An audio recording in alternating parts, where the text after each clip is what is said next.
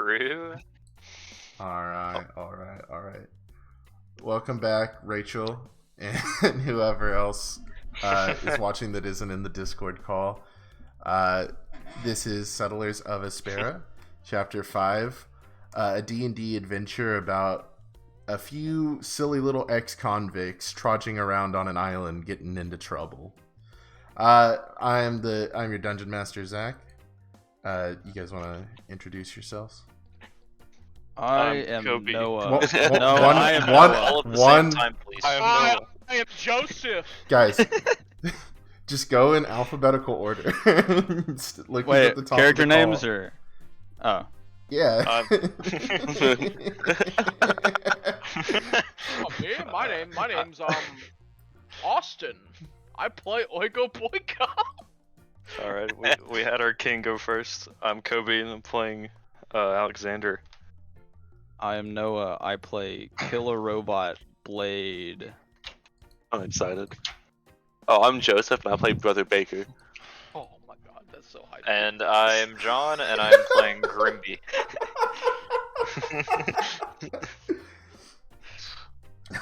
Jesus Christ. It's already off to a great start. It really is. No, we're starting to get into our group dynamic.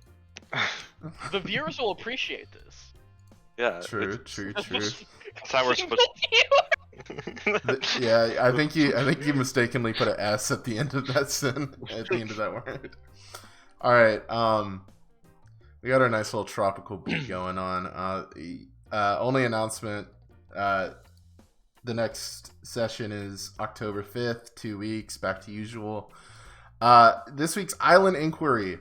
What is the dumbest thing your character has ever done? This doesn't have to be something they inherently like a big life mistake or whatever. It could be like, hopefully I don't spoil Noah's, but he like shat himself in the line at Burger King or whatever.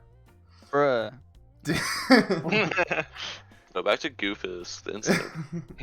So, He doesn't. good.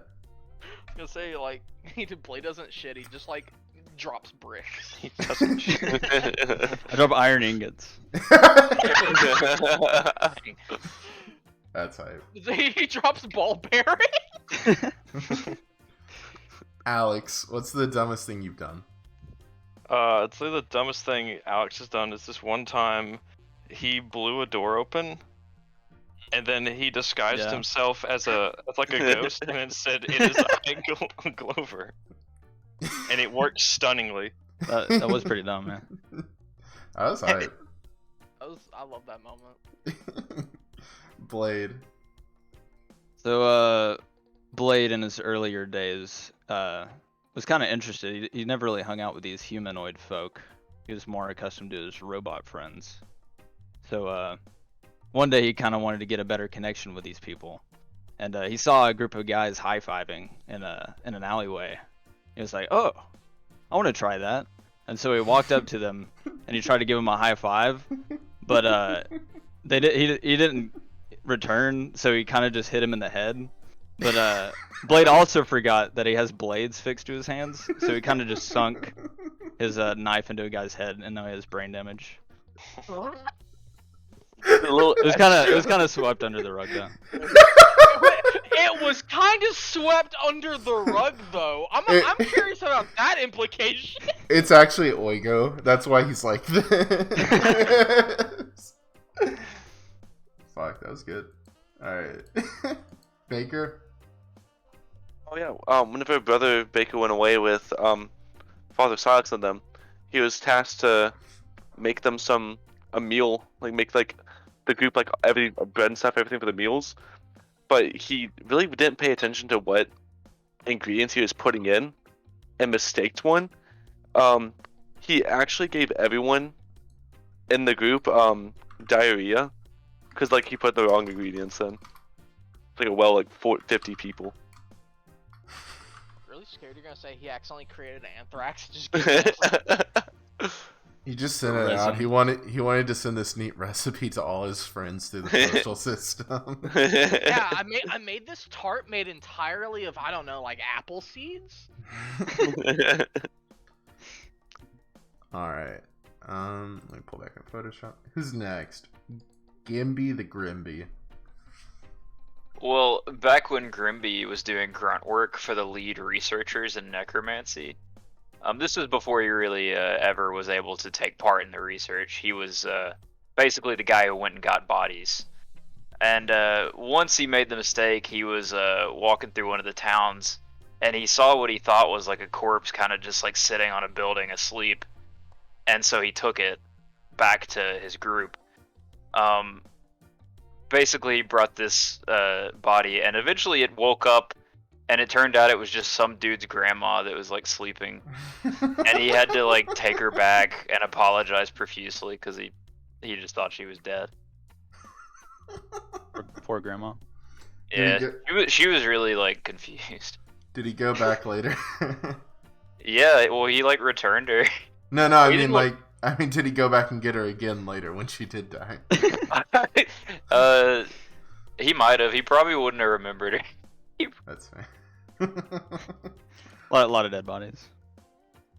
All right. What King Oigo the Immaculate would never tarnish his reputation, but has he ever done something dumb? He's definitely done a couple things that, to the plebeians would be considered dumb. Definitely the most outstanding though was, just one day King Oigo was just chilling out, strolling through his, one of his towns, and this little kid was just crying on the sidewalk, and Oigo was just like, "What up, kid? Why are you crying?" And the kid, apparently his parents, banned him from playing pickup sticks with like his friends, and like Oigo was like, "Well, that's fucked." So Oigo kidnapped him.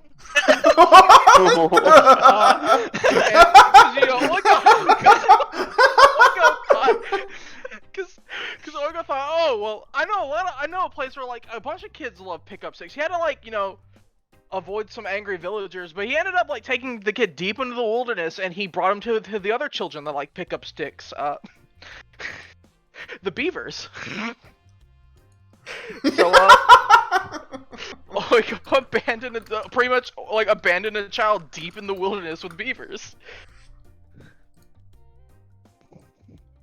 Bad Tarzan. I gotta write that one down. That kid's coming back at some point.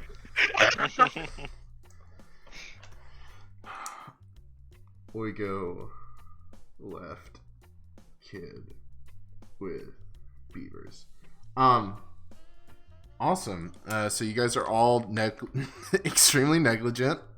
You're perfect where you are now.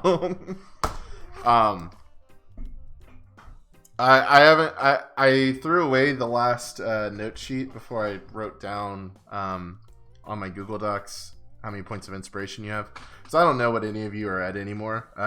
You all get one. You're on your own now. I'm not keeping up with it. I'm at 1 because I have a bad habit of burning through mine. I mean, it's better to use them than to constantly sit on 3.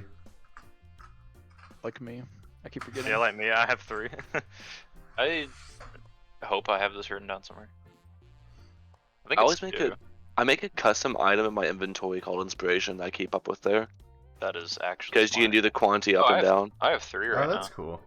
I always in my notes for whatever campaign, I put it at the very top, just like under my character name or whatever. I'm gonna do what Joseph just suggested. I do like the Smart Joseph idea though. All right. Cause I just have mine in like my phone notes. A little recap of last week. If anyone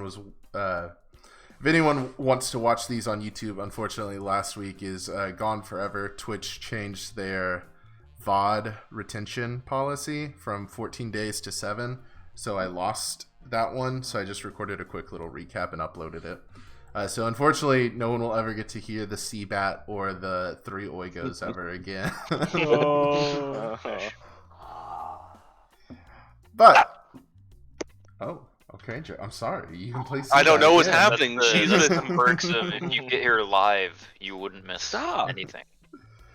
But on last week's menu, the group named themselves. Although each being so different, they were united in eating breakfast foods. Except for Blade, I guess, who just fakes eating to make his friends feel more comfortable with his killer robot demeanor. But as they donned the title The Breakfast Club, announcing it to the world by putting it in their entrance hall, crudely written out in breakfast foods. The group went to bed as Blade stayed up. He began to hear noise of small rodents picking at the breakfast food. Unable to sneak up on them, they were able to scurry down to the basement and evade capture. The next morning, Vice Warden Riley came to the group and explained how the faced scorecards from the previous week were released by the Scholars of Jakar. She explained to the party that the FACED was an acronym standing for Farming, Academia, Commerce, Entertainment, and Defense, the 5 resources needed to upkeep and expand a settlement. She explained further how the system works before releasing the Breakfast Club out to the town board to help out during their brief reprieve while Warden Black set up their next assignment. The group went around helping various parts of the community, first off being Amelia and the Scholars as they attempted to determine innate magical properties hidden within several flowers she discovered in the area, as well as Grimby, who offered a bit of the flower that they found off of the plant monster that they fought in the Dancer's Sanctuary. The group gained a myriad of odd effects like Oigos splitting into 3, Blade falling deeply in love with Amelia, and Alex falling to a severe hangover for many days to come. That night, Blade found the rodents yet again, discovering them to be about the size of hamsters, wearing small hats and cloaks. He chased them down to the basement, but lost them as he paused to grab a lit torch outside. I don't know why I can't read tonight. After some searching, however, they were unable to find their entrance point, a small hole at the base of the western wall. He covered it up with a large crate, thinking it would solve the issue. The next couple of days, the group would help open former Captain Domino Ray's new bar, Sky Bar. A place to party and look towards the night sky for guidance. With MC Baker at the helm of the entertainment and Grimby providing excellent bartending, the group brought in roaring crowds to the establishment, making it an immediate local staple. Returning the following morning, the group realized the breakfast foods were gone from the wall, and the crate used to block the hole had been slashed in half. The party took their rest for the day, knowing that the pest control would need to be conducted at night. Taking this battle much more serious than any of their previous, they set themselves up hidden throughout the room to hunt the rodents. But as Grimby began to hear noises from upstairs, he made the connection that they could turn invisible. As they noticed Grimby, the rodents, a wave of rodents began pittering beneath his feet down the stairs into the basement, looking for their escape. But with a well-executed Eldritch Blast, Grimby executed 3 of the pests immediately, blowing up the last few stairs in the process. Oigo attempted to leap up and block the hole, but due to the structural insecurity of the burrowed-out wall, only worsened by the Mad Stone King's earlier digging through it, the wall collapsed, completely closing off the hole. The group were able to discover one of these creatures as he attempted to hide on the outskirts of the rubble. As Blade pulled him out, he fought back, declaring himself to be Tobias of the Morbi Runners. Let me turn off this Happy Island music. We got a rat interrogation. I feel that's happy.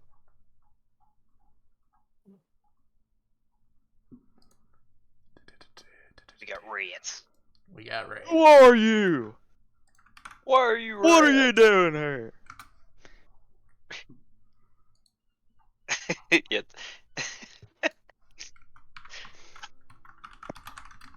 If Blade started yelling like that in that voice, I don't know what I'd do.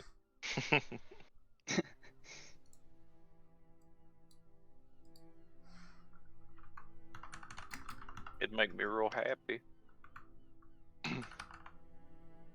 What is the repeat? Repeat all. I swear it used to be the loop. Okay. So where we had left off last time, we saw oh, but actually, before we get into this, if you want to pull up the calendar, we are currently on the 25th day. This is like it's a little before sunrise on the 25th day of the month. The shops will open the next day on the 26th, and your meeting with Black is on the beginning of the next week on the 31st. Just so everyone's clear on the timing of this. Okay. Blade, you have just pointed your gun at this small little rodent as he holds back a steak knife at you. I believe the last thing you asked him was, when he announced himself to be of the Morbi runners, you said, "What the fuck is that?" And then then we ended. Get him pulled up. As Tobias stands there, as he opens his little squeaky mouth about to speak, the door to the basement kind of swings open. Alex, you've been in bed for the last 4 days with the most horrible hangover ever, and as finally you wake up in the middle of the night, finally feeling better, you immediately hear explosions and tremors from the floors from the basement below you, and you've kind of come to this basement door and swung it open. You see everything's kind of thrown about at this point from the blasting. The bottom few stairs are blown to smithereens. There's about 3 or 4 of them missing now. The western wall, a section of it, is completely collapsed into rubble as Oigo kind of lays within it. And at the foot of the stair, at the foot of where these stairs would have been, you see 3 little dead rats with cloaks and hats on. So who's having fun without me? What who blew this up? Alexander.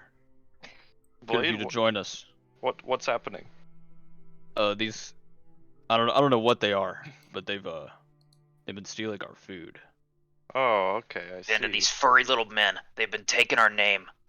I just pan over to Oigo. I see you're blending in with your brethren. The rocks they look good on you, my king. Thank you. A token of appreciation. So Oigo hands up a single gold piece and gives it to you. Thank you, my lord. Oh, where's Brother Baker? He's down here somewhere. Yeah. Over here. Kind of dark. Anyways, back to this. Who are you? What are you doing here?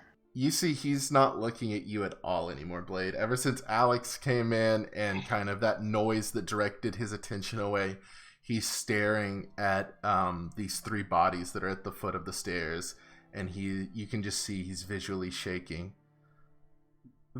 Margot. Oliver. Oh no.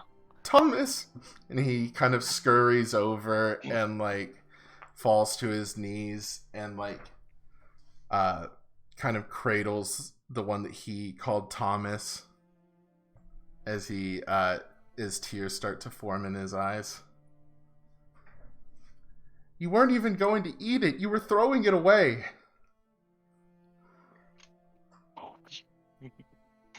Throwing it away? What do you mean? The food. You killed these 3 people over food that you were throwing away. That wasn't even for them.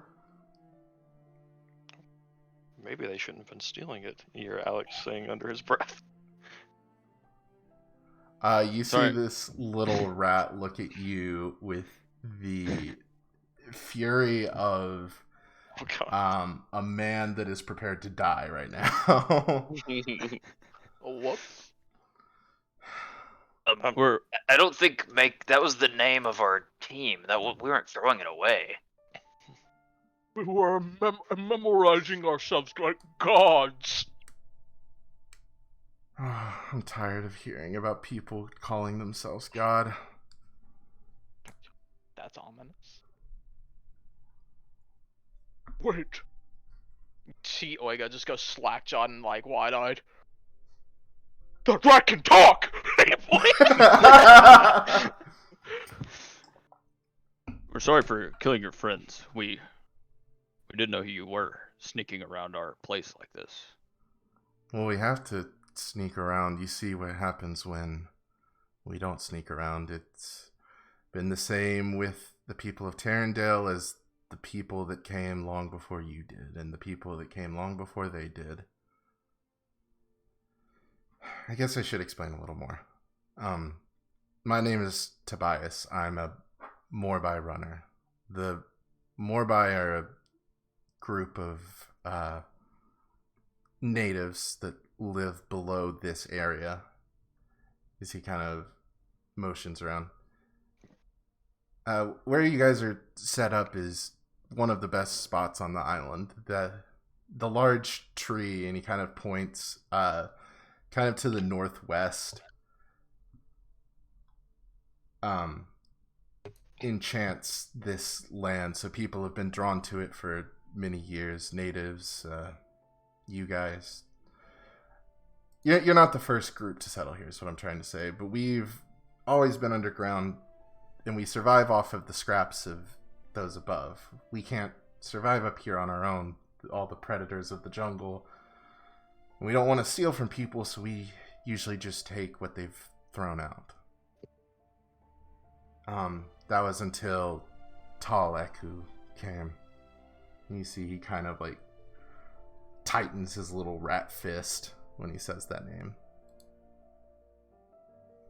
We're sorry for killing some of your friends. You just scared us. That's all. Yeah. Can we? I guess I can tell you guys a little bit more if you want. But can we get out of this basement? Of course. Yeah. I don't want to look at all that right now. Let's go to the dining room, shall we? Yeah, he's probably hungry or needs to take back some food. Maybe we can send him with some. Sorry about my comment earlier. You see he's warmed up a little bit to Blade. Grimby, he won't look you in the eyes, and Alex, he gives you another glare. Hey, I wasn't here.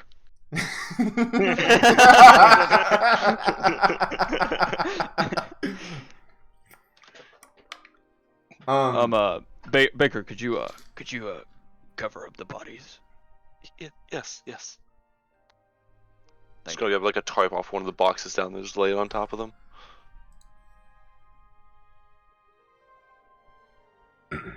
So you guys make your way upstairs to the dining room as you all kind of sit around. He kind of sits. He doesn't sit in a chair. He's too tiny. He kind of sits at the head of the table. Like I said, we've always had to kind of scurry. Predators and the citizens of this area have never looked too kindly upon us. They think of us like rats. So we've learned to just kind of live in the shadows. The ability to turn invisible when you hold your breath.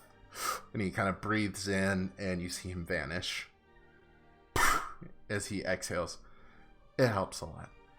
And we were able to make by. We could take just from the trash and get enough to feed and slowly prosper our community. We've been here for thousands of years. But some years ago, I guess it was about 3 now, Tall Eku came. And you see he kind of gulps again. What do you guys know about the Echo? I know about echoes. It's that thing when I say a word and in my head the word repeats. Oigo! Ruby whispers, Oigo. Yeah, see? Don't mind him. We don't know what this echo thing is you speak of. No, that was actually a good connection. Kind of like. Okay. So he kind of spreads his arms around the table. Say this is our area. This is our plane of existence. and he kind of scurries under. He knocks on the table and then scurries under, and you hear him knock again from below. The echo is a place similar but different, so to say. It exists kind of alongside us, but is not the same. Interesting. There's Is a place? I don't know that much about it.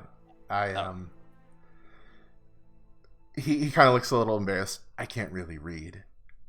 It's okay. Yeah. That's why I didn't really get that you guys were doing that whole thing with the name. That was creative, but yeah. Yeah. Thanks. That means oink.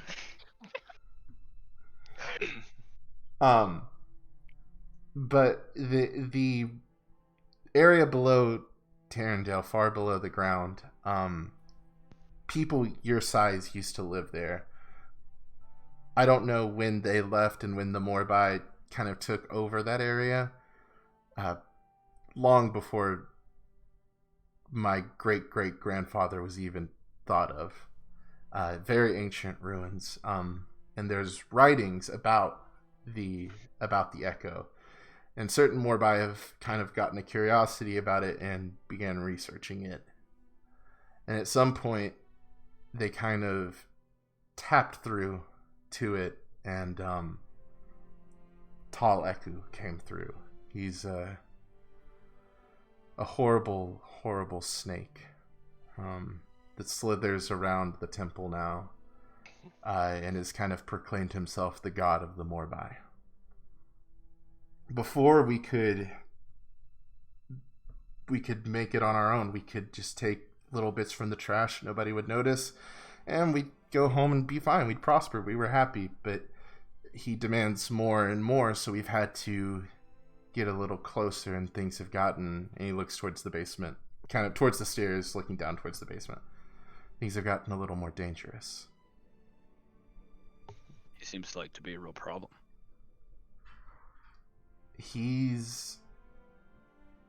We've seen a lot of the predators that reside on the surface, and he's unlike any of them. Standing by him, you feel cold and weak. His gaze can pierce through you.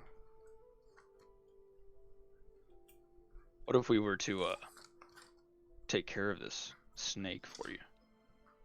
Would that help? I wish it was that easy. There's a couple of things that have stopped that.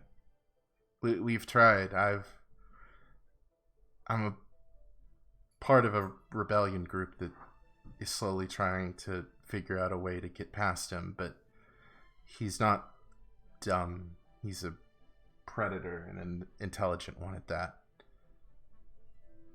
All of his runners, he has found the person closest to them, and he has put a mark on them. And at any point, he can extinguish that mark, and the person dies. He keeps people loyal to him.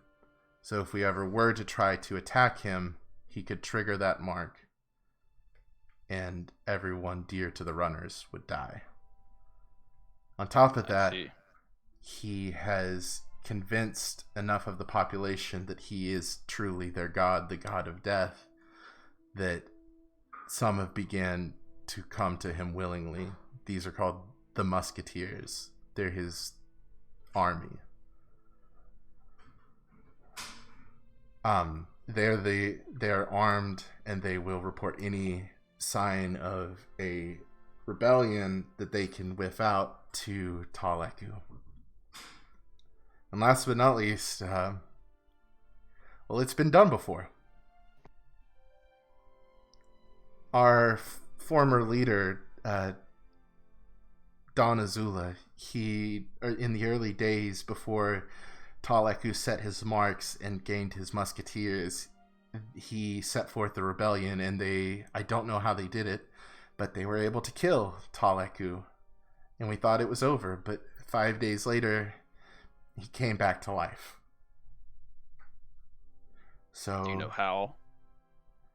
No, the only person that even might know is Don Azula, but he's imprisoned by Taleku now. He's strewn through the streets once a week to be made a fool of, to show what happens when you stand against God.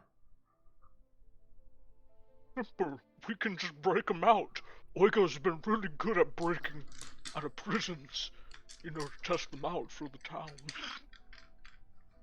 It's a good idea, Oigo. But we could also wait till he walks the streets once per week and take him then. This happens underground, you say? Yes, it's like I said, it's a full city. The city itself would be sized for people like you, but unfortunately, I don't think we would make it too far if you guys came down there. Considering everyone, all of the citizens aside from Tal are my size, you'd kind of stick out.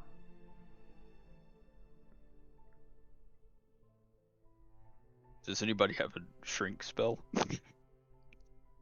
Nope. Perhaps No. Oigo can smash himself into three yet again. Starts Yeah. to like prep his fist against his Wait. face. Yeah, Oigo, you became 3 Oigos. Surely you could become like 16 Oigos and be even smaller.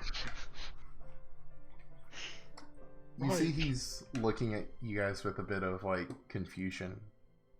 You guys really want to help? I mean, wait. I feel yeah. terrible. I didn't know I was gonna kill somebody today. You seem to be in a lot of trouble, Tobias. We'd like to help you out any way we can.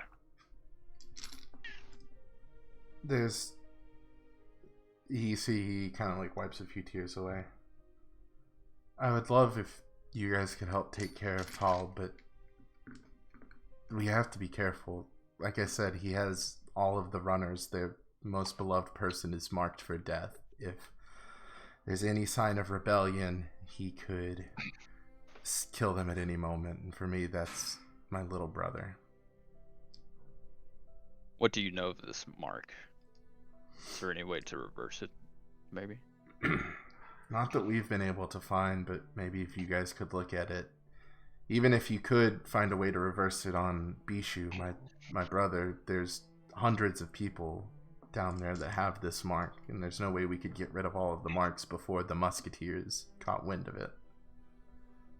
How do you know he'll kill you? How do you know it will kill you? That's what people thought in the early days, and he proved that very well that it could kill them. Just a flip of his tail, their necks snapped and their bones shattered, and they fell dead. Well, it certainly sounds like a curse to me, so... If you guys really want to help, there's a few things. One, like I said, we have to do this carefully. We can't put the people who are cursed at risk. Secondly, this might be a big ask, but if you guys we are able to get you guys down there. Those of us who are wanting to rebel don't want the musketeers to die. Despite the fact that they're working for Tal, they're just as much his victims as we are. There's 3 things I can think of. One, a map of the city below would be very helpful for you guys. We kind of have eyes around the town, and we know the scholars have one hidden away in their archives. If you could be able to reclaim that somehow, once you get down there, you'll be able to move around and you won't draw suspicion to yourself. I don't know how you'll get that from them. I don't think they'll really want to just give it out, but it's an option. The second is a disguise. If we need to be able to get very close to Tal before you guys are even noticed, you can't walk down there 6 foot tall plus, looking like you do. The clothes are easy. You can just take an old rag or bedding and make a little cloak and a hat that covers your face and body. You'll be fine, but you'll have to find another way to shrink yourself down. I'm not a magical person. I don't know how that would work. And the last preparation is we would need to find a way to weaken Tal before we got there. Some kind of poison or magical restraint or something else. Since he can activate the curse at any point, he'll certainly use it as a loaded gun to keep us away, or even if we do close in on him and he sees it's coming to an end for him, he'll use it as a bartering chip or to spite us. If we can make it where he can't concentrate on those marks, then that would be our best chance. Sounds like a plan. Perhaps if we poisoned him. What? Couldn't we also just join as the Musketeers? Maybe? And Well, like you said, us not being rats, it might arise suspicion. If you could disguise yourself, then I think it's possible, but there's also, you'd have to be excellent liars. There's a good chance they'd realize that no one has ever seen you guys before. It's not a small community, but it's not incredibly large. But a few good lies, you might be able to sneak in and hide yourselves amongst the musketeers. But alongside shrinking yourselves, you'll also probably need to find a way to make yourself look like me.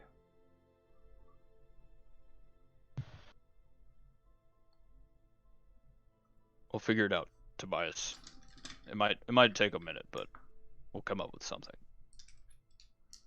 I don't want to put a rush on things, but I don't know if this is true or not, but there's been rumors that he's planning something big soon.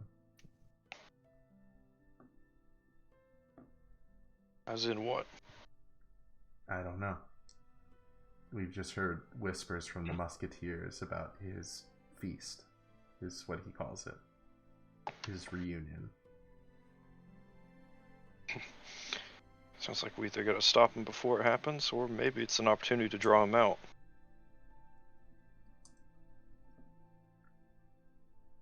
He typically doesn't stray too far from the temple, but every so often he'll slither through the town. If we can get you guys down there, we can get a better lay of operations and can coordinate with the rest of the rebellion. I can go back down there. I'll have to report back with something, or Bishu will be killed. I can get with the rebellion later today before I go out on my next run and tell them of your guys' forthcoming. Maybe we can get some more information together for when you guys get down there.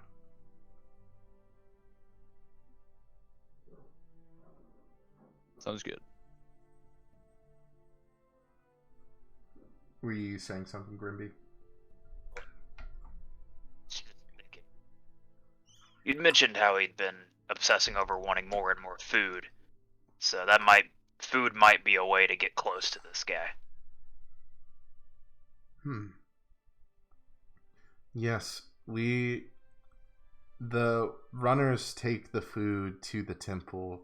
We don't take it directly to him, but we do get into the temple that way. That could be an avenue that we pursue. Well, anyway, I suppose it's something to consider. Well, if you're able to reclaim the map, come at night. Or come right at sunrise. There'll be less people in there. Or more people will be going to sleep. We're mostly nocturnal creatures. You might be able to sneak in a little bit better. If you can find a map, that would be really great, so you don't get lost or look like you don't know what's going on. If you do get in there on the if you find the map, or if you can't, whatever, the northwestern part of the city, there is a couple of kind of ravines that dredge off to the cave walls. And around one of the walls is a little alcove of kind of the slums of Pawnstar. Pawnstar is the name of the town. That's where Eliza's house is. Eliza is kind of the one who houses the rebellion. She's an old friend of mine. If you can meet us there, whenever you can get down there, we could maybe finally put him out for good. You see, he actually has a little bit of hope in his eyes. Not to worry, little tiny person. We, the Breakfast Club, aid you and your people so Oigo may claim more land. Wait, what? And he means that we will help you at all costs. He speaks in symbolism. Oh, Yes, I speak like an instrument. My voice is so beautiful. yes, it quite is, Mr. Boygo. Whenever you guys are able to make any preparations, you can. There's 2 ways I'd suggest getting down there. One is the sewers. If you head north in the sewers, you'll eventually, pretty much any path you take, as long as you continue to head north, you'll find little holes we've dug out to get in. The problem with this path is that it's heavily guarded by musketeers, kind of controlling who comes in and out, making sure predators don't come into Pawn Star. So you'll need to sneak or take them out discreetly. And by take them out, please don't kill them. I just mean incapacitate, tie them up, something. Obviously, if you're in danger, just try not to kill them. If you we get it. Yeah. The other option, and he kind of scurries over to the window looking northward. If you look at the map of Tarrendale, let me pull that up on the stream. Maps. He kind of points at the large blossoming pink tree kind of sitting on the cliff above. That tree blesses this land and is why it's been so prosperous all these years. It's another thing in one of our books, some guy named Dover, something like that. He awakened it or something. But if there are, the branches or the roots have kind of shifted over time and created tunnels underground, and it's not a very well-known thing to Tall or the Musketeers, but select few of the runners know about this. It would be an easier way to get into Pawn Star unnoticed, but those tunnels themselves are very dangerous with predators. So be careful if you decide to go that route. Sorry, where's this? SOA Docs and Maps. It's right under announcements. Is a map of the town. You guys can see one marked on the map. One is the Breakfast Club dorm, and kind of due northwest, sitting atop a cliff, is a gigantic pink tree, and that's what he's talking about. Did you say docs and maps? Yeah, I don't see anything in there. We don't have permissions to see that. You can't even see it? It says we don't have permission. Yeah, it says we don't have permission. Oh. Fuck. Breakfast Club? See if you can now. Got permaband?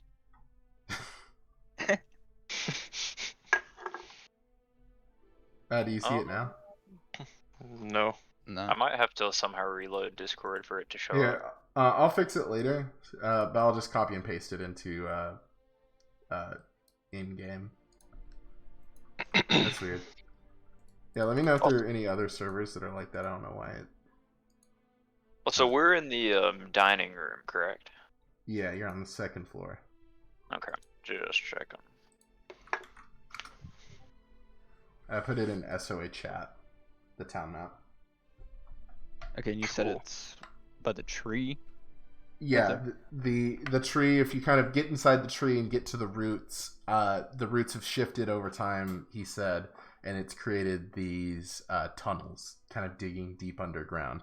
It'll be more secluded. You won't have to deal with the musketeers, but there will be other predators in there that you'll have to worry about. Oh, and I wrote this down in my notes, so I guess I should say it. Shout out to Dr. Noisy on Patreon. I cloned this map and edited a bunch of stuff, but the base map was his, because making a city map was hard, and I didn't feel like doing it. And this map is editable, so... Sorry, I thought you guys had seen the thing I posted last night. The map is editable, so as you guys make expansions and stuff at the end of seasons, I'll alter the map itself to add new buildings and expand the walls, terrain, stuff like that. It's gonna be cool. So you can see your little progression over time. Is there anything else you guys want to ask Tobias about? I guess. Hey, Tobias. Yeah. Before you leave today, make sure just to take what you need out of the fridge. Hopefully it'll buy you all time if you take back a little more than you would normally. Thank you. I'll need to take back enough to cover for me and the three down there, even though they didn't make it through the mission. If they don't bring an offering to Tal will still kill their loved one. Just take what you need. I'm sorry about your friends. You didn't know. I'm not gonna say it's okay. I'm pretty bummed out about it, but I mean, yeah, it can't be okay. I won't exactly ask for forgiveness to buy it. I appreciate what you guys are doing. You're welcome. We're not a wealthy people, but anything we can do after this is over to repay your kindness, we'll do whatever we can. And one more thing, please, whatever you do, do not mention us. Do not mention anything about us to the warden. Why, the warden's a chill guy. He works under me. You see, as he begins to open his mouth to say something, the front door swings open and Riley comes in. Hello? And as you guys turn back, Tobias is gone. He has disappeared and has left. Must be holding his breath again.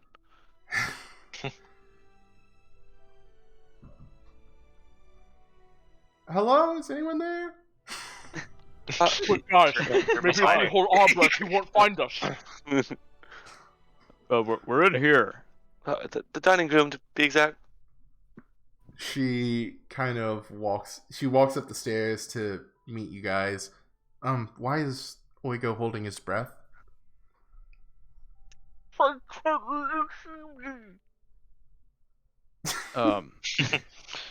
Just ignore him. What brings you here? Oh, I was just bringing the map that I had promised you guys the other day that I never was able to deliver on. And she hands you guys the map that I just showed you in the chat. Good. Someone say something. Isn't it kind of late to deliver a map?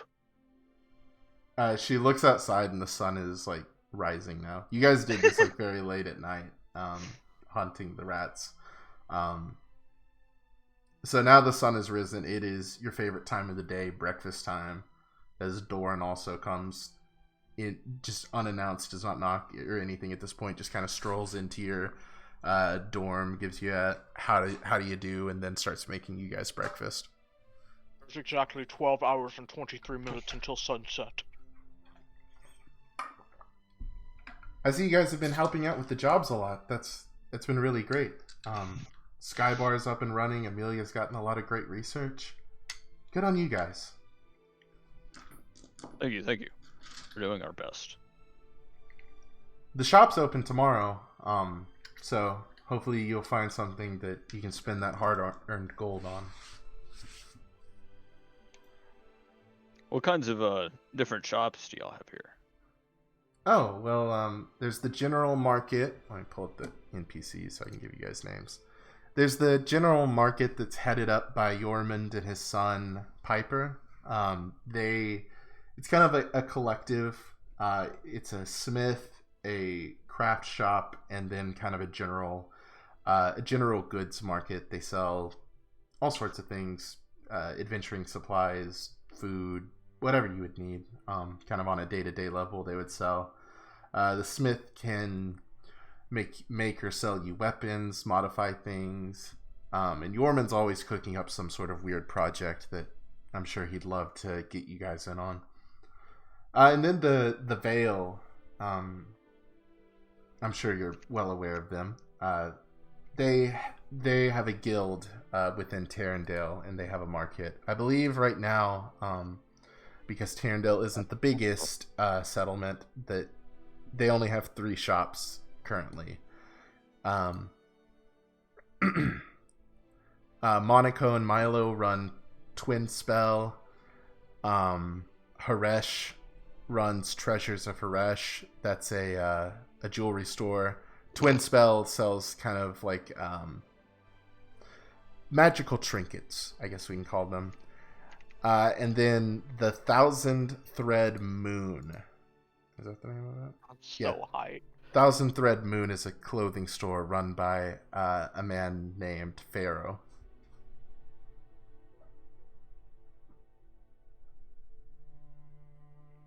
I see. Thank you very much. We'll be sure to check those out.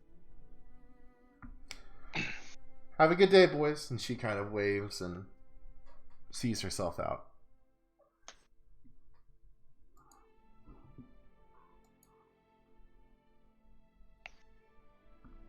Alright, you guys are on your own. Doran is making you guys breakfast. The day is yours.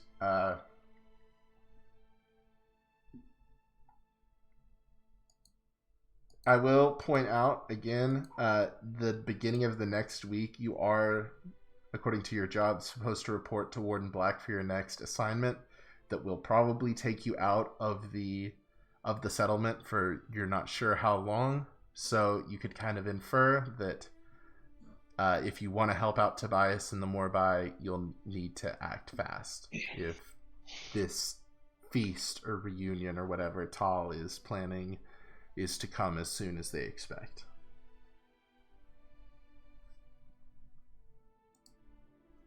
What seems to be the game plan, gentlemen?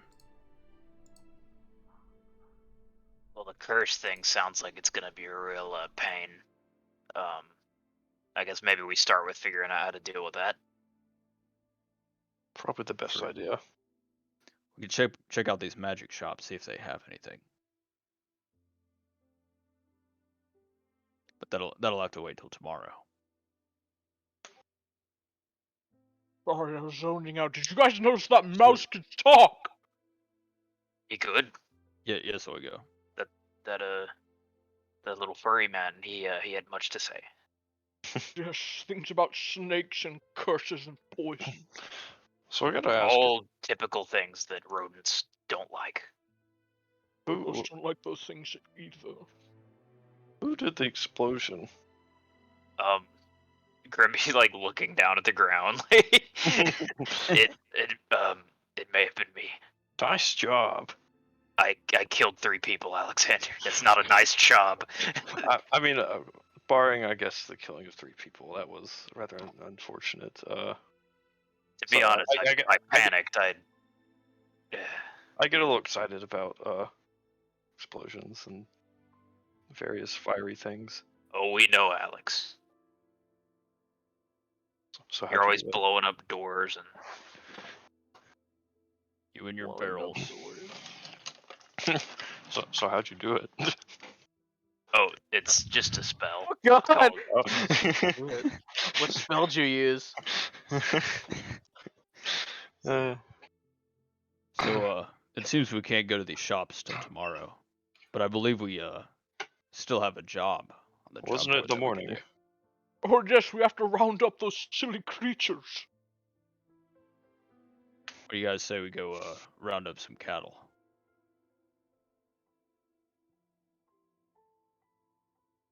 Sounds like a game All plan. right, let's go. Planes. Awesome, let's go.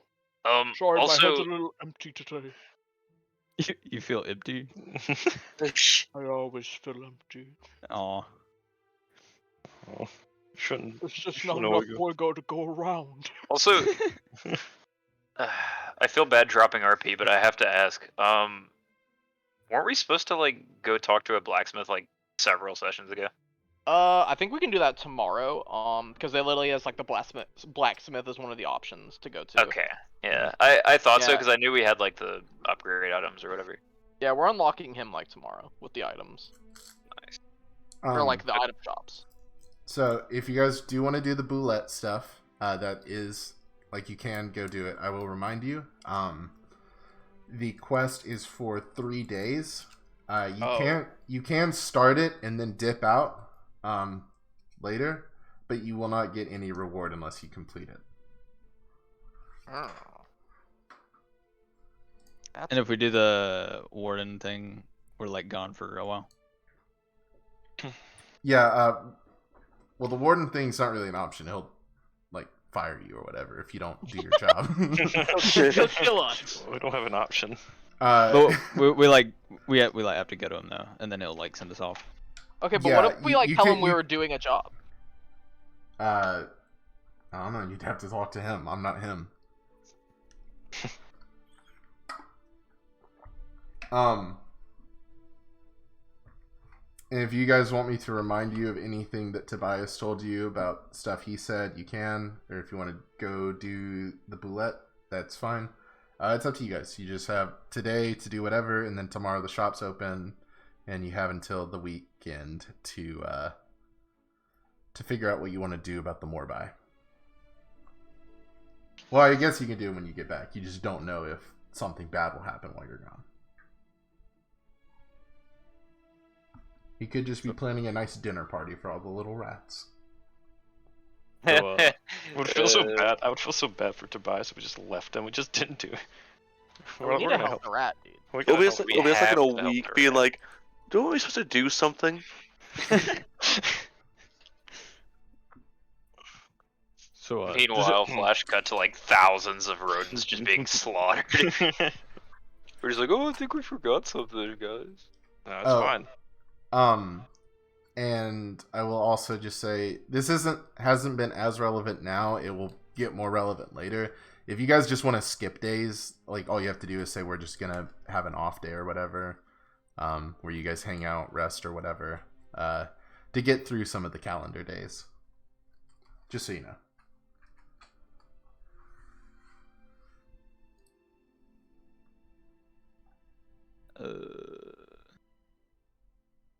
Is there really anything for us to we can do today? I mean, I feel like it's either hurdle some cattle or yeah. You can give Skip me a day. a history check. Oh, okay. We're missing something. 16. He did say that the academy, the scholars in their archives, which isn't a store, it's open whenever. You guys wouldn't be able to get into it necessarily, just easy peasy, but they have the map of Pawn Star down there. Oh. If that's something you guys are interested in getting. That is like, he kind of stressed that it's an important thing so you can kind of blend in and know your way around town. But it's not like a necessity, like finding a way to shrink yourself or anything. I have an idea. Let's go to the academy. What do you guys say? Yeah, I'm sure. down for whatever. So yeah. Yeah, that's fine.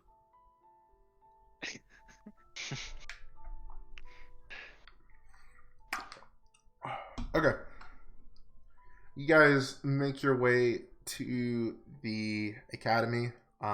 the Tarrandale campus in the corner of town, the largest building kind of peering over the rest of the town. As you make your way into the grand entrance halls, you guys would know kind of Amelia and other people's offices are on the second floor. If you want to go ask around to anybody or anything, that was where you guys did your potion drinking. On the first floor are several lecture halls, and then at the end of this long hallway is their library/archives, a huge, expansive room. All right. Who out of us is the sneakiest? It might be me. Grimby. We need you to find that map. We can try to cause a distraction if you run into any trouble.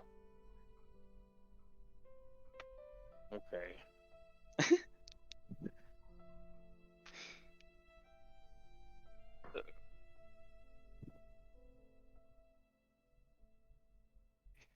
Where are we at located, like, exactly? Right now, you're just kind of right through the front gate. You're kind of in this first floor looking down this hallway. Lecture hall's on your side. Offices are on the second floor.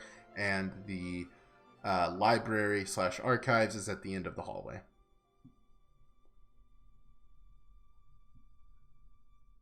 Blade, why exactly can't we just walk over there and take stuff out of the archives?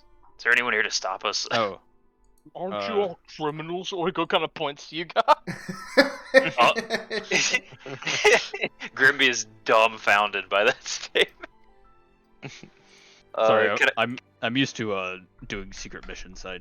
It's all in my head. I guess we can just go and look for it.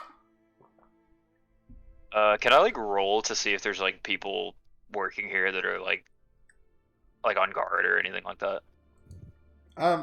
Yeah, you don't have to roll. There are, because this wouldn't be like a difficult thing to notice. Gotcha. Yeah, there are like town guards kind of strewn about every so often. They look pretty lax. Not as intense as like the guys that are on the outer gate would be.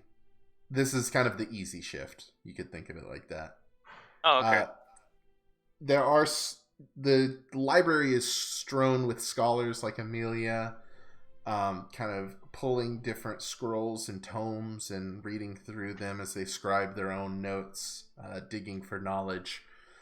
There is a librarian kind of stationed towards the front, a older halfling woman, pulled back gray hair and this kind of the silky black robes that all of the academics wear.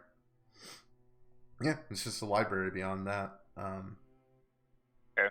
Grimby feels pretty comfortable with this situation, so he's kind of gonna just wander towards like the archives to start like kind of looking for any keywords to help him find this map. Okay, make me a investigation check. The 19. So you're able to walk around the library for a bit. It's kind of a maze for a lot of you guys, but Grimby, you are a well-studied man, a researcher in your own right. You kind of navigate through this forest of bookshelves and eventually come towards this basement where behind a locked gate, it says above it, the archives. I'm trying to figure out how to describe this. It's kind of like a... I don't know how to describe this other than it's a metal kind of ornamented gate, maybe fist width kind of cutouts throughout as it kind of the pieces of metal kind of weave around each other. As part of this door, it would slide open, and on each side is a wood and glass wall. And then directly on your side, still in the library, just in this basement area where some of the more, the less looked for books would be, we can say, you guys see something kind of startles you as you're kind of looking around. You're trying to be sneaky, and you notice this guy that was almost just blending in around him until you kind of hear him like sniff a little. You see a sleeping owl bear just sitting at one of the tables. Oh no. He kind of has several books laid out in front of him. He is wearing the same kind of robes that the scholars would wear, but this is a creature you guys would be familiar with, kind of how we perceive bears in our world. This is how you would perceive him. For those of you who don't know, owl bear is just body of a bear with kind of wing-like front arms, a little bit, and then an owl face. I'll drop an image of him if I can find it. Hey, you guys, you see that sleeping fella there? I've never seen anything Yeah, like it what, in my what life. is that? An owl bear. Oiko, you've seen these before? Yes, I saw one exactly. Wait, actually no, actually no, yeah, I forgot because it took like a couple months for us to get here, right? Yep. Yeah. Never mind. Oh, Oigo like suddenly like his brain starts to deactivate. He's like, What is that? I thought you know what? Never mind. you can only remember things for like a month. This would not be. I would say this would not be like a rare animal. This is something most, if not all of you, would have heard about. Kind of warnings of like, if you were in more rural parts of O'Shane, warnings about going out into the woods, making sure your meat is wrapped up and stuff so it can't sniff because they will attack campers. He must be smart or something. We still shouldn't wake him up though, probably. Surely, if he's just keeping him here, he's intelligent. Like he can speak with us. I'm a little curious as to what he's reading, to be honest. He has several books splayed out. It looks like he's studying. Go ahead and check it out if you can be quiet. What if he has the books just to look smart, but actually isn't? It's like a ploy. Why would? I guess I guess Grimby will kind of like creep his way over to see if he can kind of look over his shoulder at his desk. Alright, make me a stealth roll. Okay.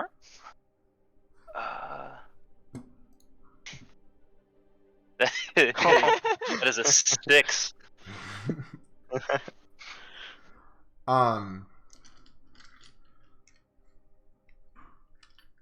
I didn't have a name for the book. I know what he's studying. I just forgot to make a name, so I'm trying to think of one real quick. You do see kind of the main book that is open, and several of them. They all kind of deal with the study of other planes,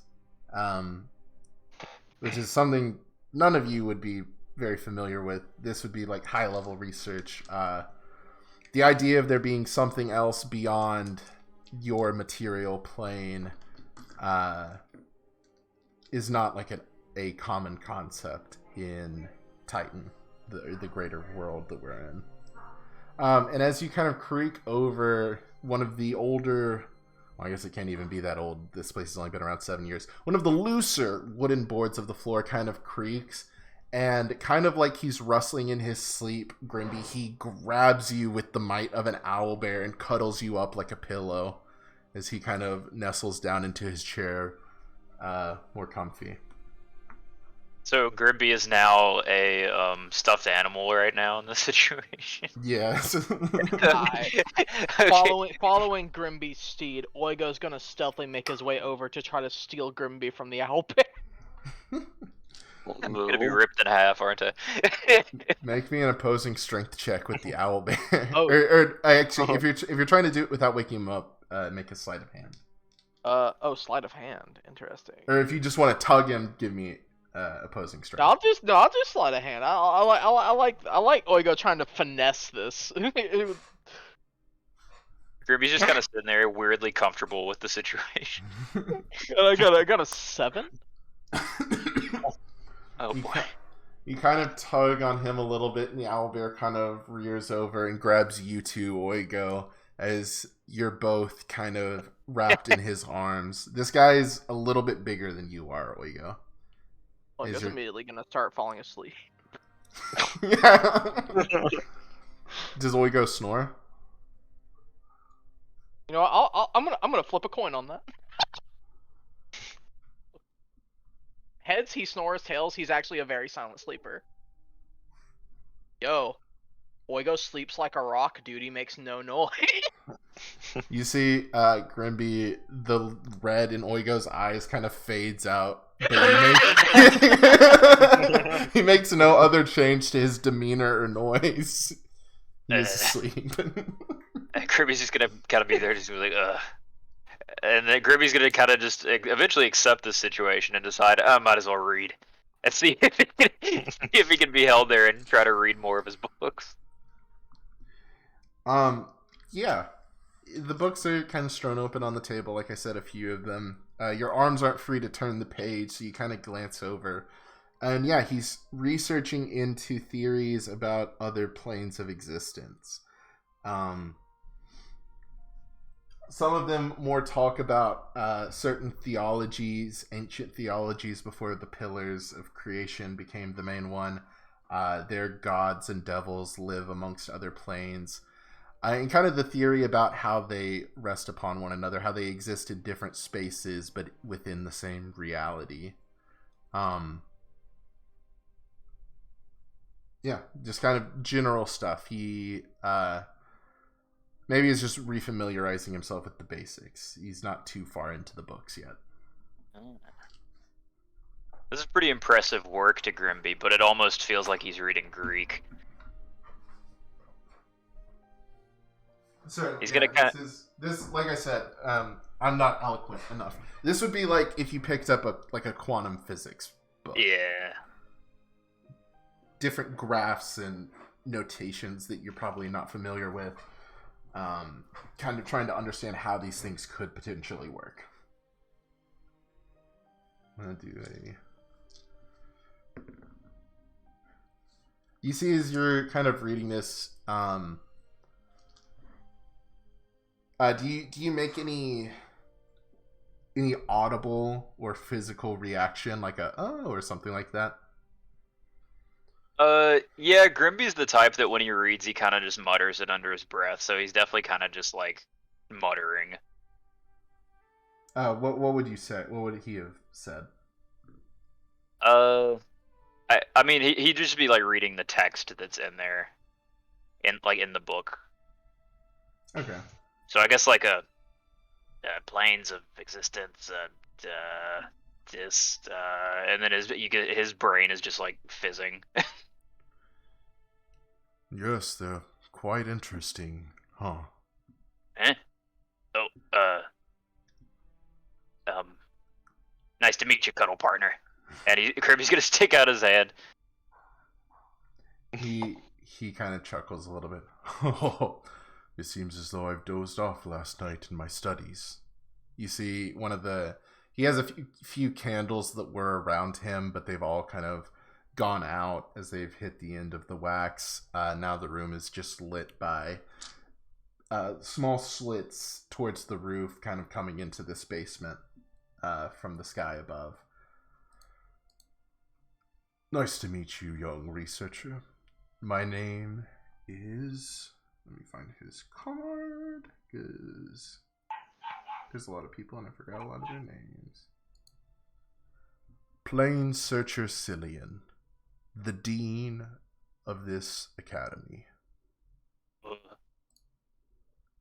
Grimby turns a little red. He's just realizing how important this guy is here. And nice to meet you, sir. This is some pretty in-depth stuff you're reading here. Yes. Just a bit of a theory I've been pondering on for a bit. And who do we have here? Oh, he's still sleeping. Grimmy's gonna start poking Oigo on the forehead. Do a survival check to see if I wake up. Yeah, I wake up. Again, you see the engines in Oigo's eyes just reignite. Oh, it seems I've dozed off in my studies yet again. Oh, I know the feeling, son.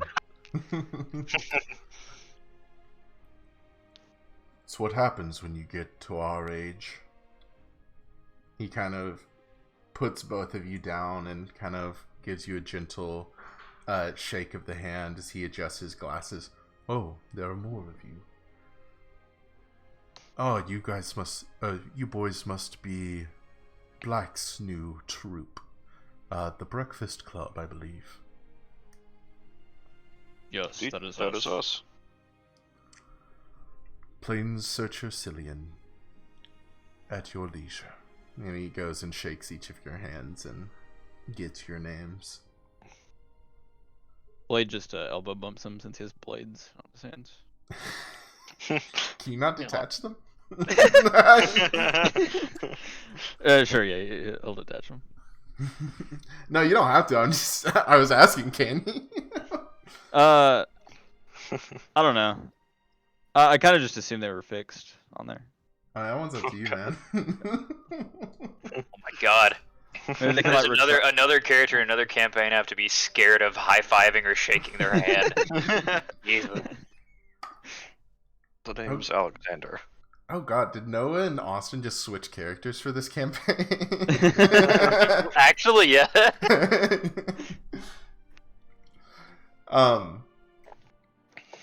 He kind of adjusts your eyes. Oh, you're one of the previous King of O'Shane's creations, Mr. Blade.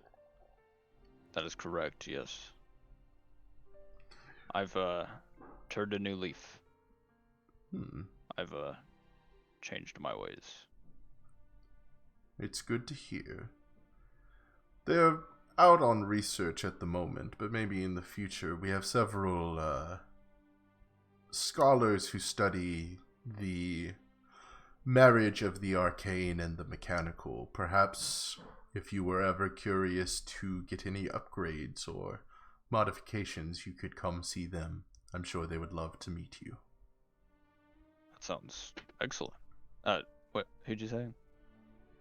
He didn't give you a particular name. He just said they were out on research right now. They're not around. Gotcha. Your brother Baker, was it? I'll take that as a yes. Alexander, was it? He's in the bathroom. Okay. Brother Baker's actually super racist against Owlbear. Yes, pleased to meet you. The name's Alexander. And what would your field of study be, young Alexander? Firearms, artillery, anything that explodes. Ah, I assume you've made good friends with Mr. Dahlgren. Indeed I have. He helped train me with artillery on our way here. Very excellent. The pursuit of knowledge is a lifelong endeavor. What brings you boys down here this fine morning? Well, we thought we'd just browse the academy here. What's behind that gate over yonder? Ah, those would be our archives. The scholars of Jakar work in a sort of promotive system. I believe you came here on the boat with a Miss Scholar Amelia, correct? We did. And you've met. Have you met any other of our ilk since you've come to the island? Well, yes, I've drunk a lot of milk. I don't recall. You can give me a history check if you want to. Sure.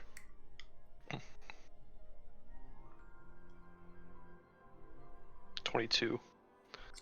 You guys did meet Rutherford when you were with the Delmari. So we have met Rutherford. Ah, yes, perfect example. That, although rascalous as he may be, if you'll note, Amelia's title is simply Scholar. Once graduating from the academy, if a student wishes to continue their research lifelong, they may join our ilk as a scholar. Once they make a notable discovery in their field or advance sentient understanding, they may ascend to a proper title, such as myself being a plain searcher, and such as Rutherford being a linguist. I believe Amelia's trying to become an herbalist. She's done a lot with the plants since she's arrived here, to my knowledge. Most notably, her work with you boys, finding that Tama Kabar. Truly intriguing plant. But yes, sorry. Older men such as myself tend to drone on things less relevant than the present. These are our archives. They are reserved solely for the more titled and advanced of our ilk. So someone like Amelia could not get in, but Rutherford could. Anything you touch in there is duly noted and recorded in our keeps, so that we can keep track of what needs to be maintained. Many of these artifacts are quite old and delicate.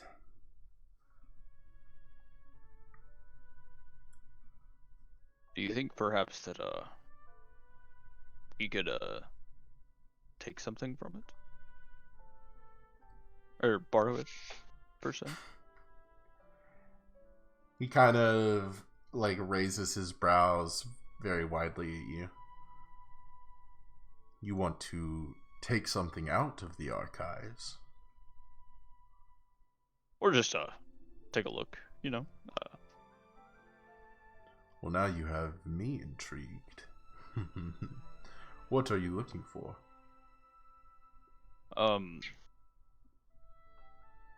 It's a map. We have many maps. We've discovered some holes in our lodging area. We believe there to be a underground place. Would you know anything about this? We have a few maps of underground citadels, townships, temples, the like. There's Rembrandt, there's Nightfall, there is Pawn Star, there is many more. This Pawn Star you speak of. Could you tell us a little more about that one? He kind of looks you over real quick. Alright, Mr. Blade. I'm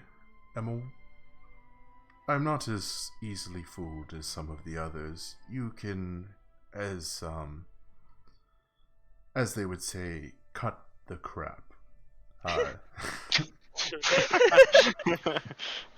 Clearly, you know more than you lead on. I'm not opposed to showing you the map, but you'll have to quell this thirst of knowledge that you've put in me in why you search it. So, my bro character here. I know you said we can't tell the warden about it. Am I gonna totally fuck us over if I bring it up? Brother, I cannot tell you that. Oh. All he said was, whatever you do, don't tell the warden about them. Oh, okay. Wait, Boyd. Let's just let Alex is just whispering. Let's just let Boyd go look at the map. Even though he has short-term memory, he has really good short-term memory. We can just say we're curious about the underlyings of the, where the. Well, I don't really know. I don't know how to trick him, but. It's quite difficult, Mr. Alley.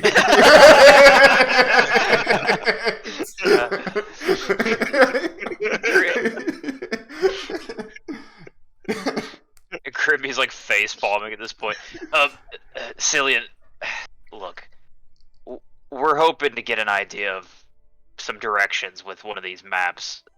Could we potentially take a piece of paper down there and retrace one of the maps? We won't take the original. Now I'm more curious than ever. Why will you not tell me? It must be a secret. But why are you keeping this secret? He sits back down and begins to ponder to himself. Or actually, he gets up and walks to the door that kind of connects to this part of the library, and you see he pulls out a ring of keys and shuts the door and locks it. We don't want pesky librarians coming down and ruining our fun, boys. Oh, I don't like. I'm, I was originally, I was like, this guy's really cool. Define fun, Mr. Cillian.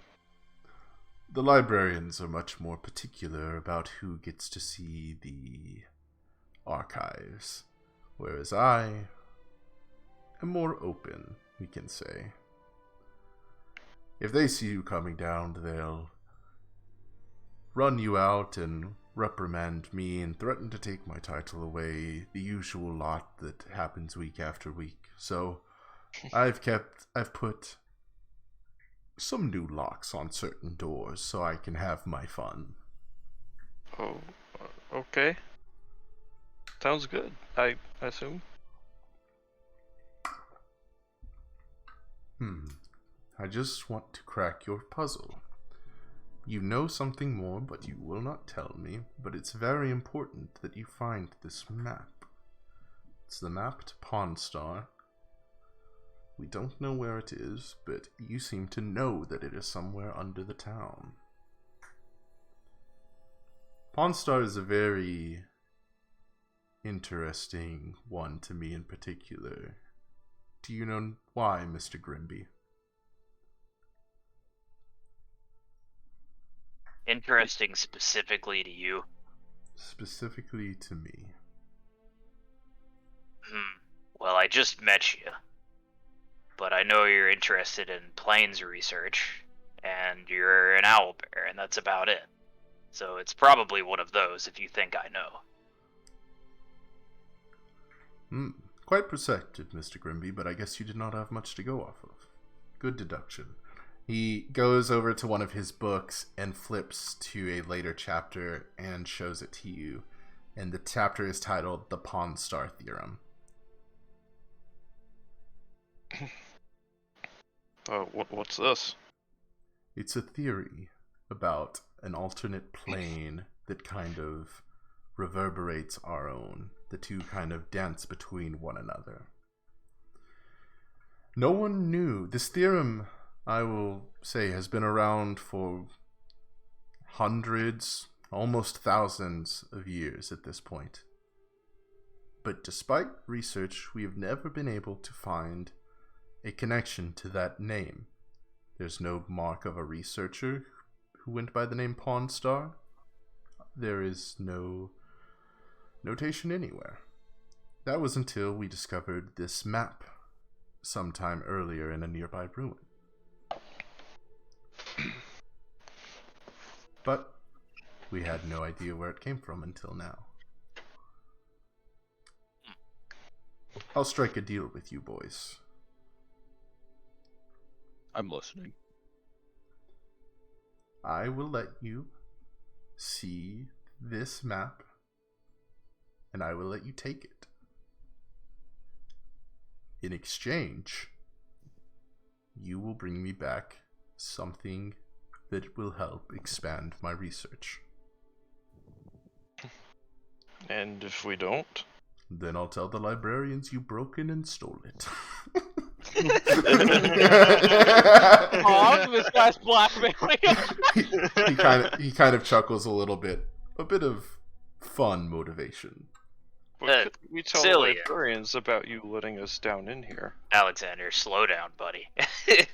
I'm sorry, I suppose I shouldn't negotiate. It is a fair I deal. think if it comes to our word versus his, we lose that every day. You are quite the perspective one, Mr. Grimby. I don't mean this as a way to entrap you, it's just a bit of old fun for a crotchety kook like me. And it kind of ensures that if there is something down there, you'll bring it back to me and not sell it to the Vale or someone else. I trust you very well, Breakfast Club. You seem like good-hearted people. You have our word. Cillian, I do have to ask, if you're so interested in this place, why wouldn't you want to come with us?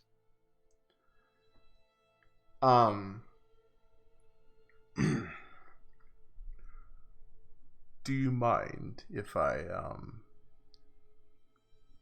disrobe? The mood's not Would you quite like some right. privacy? Oiko covers his eyes. Go ahead. Is this Look, appropriate? We cuddled once, but it Blaze doesn't is mean like, you yo, can dude, just it's get just the naked. boys. You can strip. You see, he's wearing underwear. Well, he's an owlbear. Would he wear underwear? I don't know. No.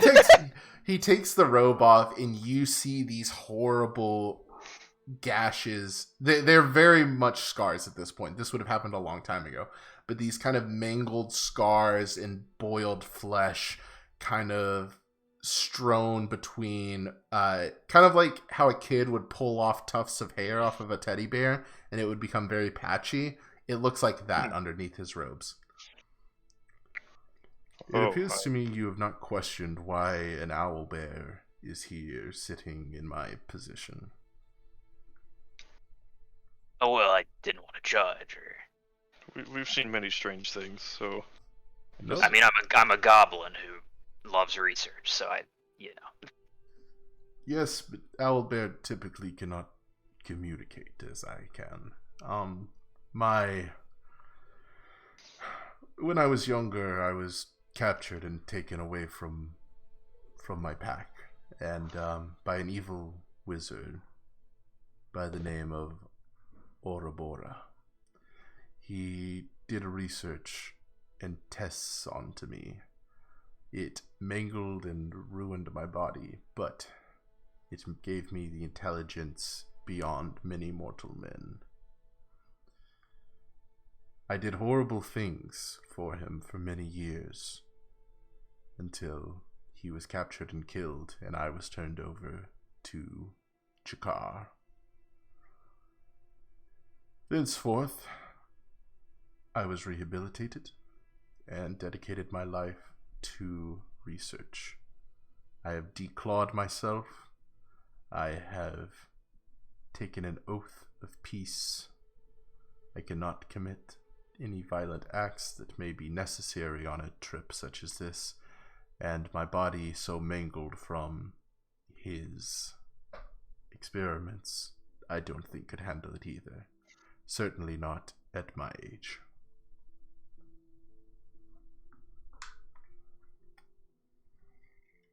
What is this item that you seek?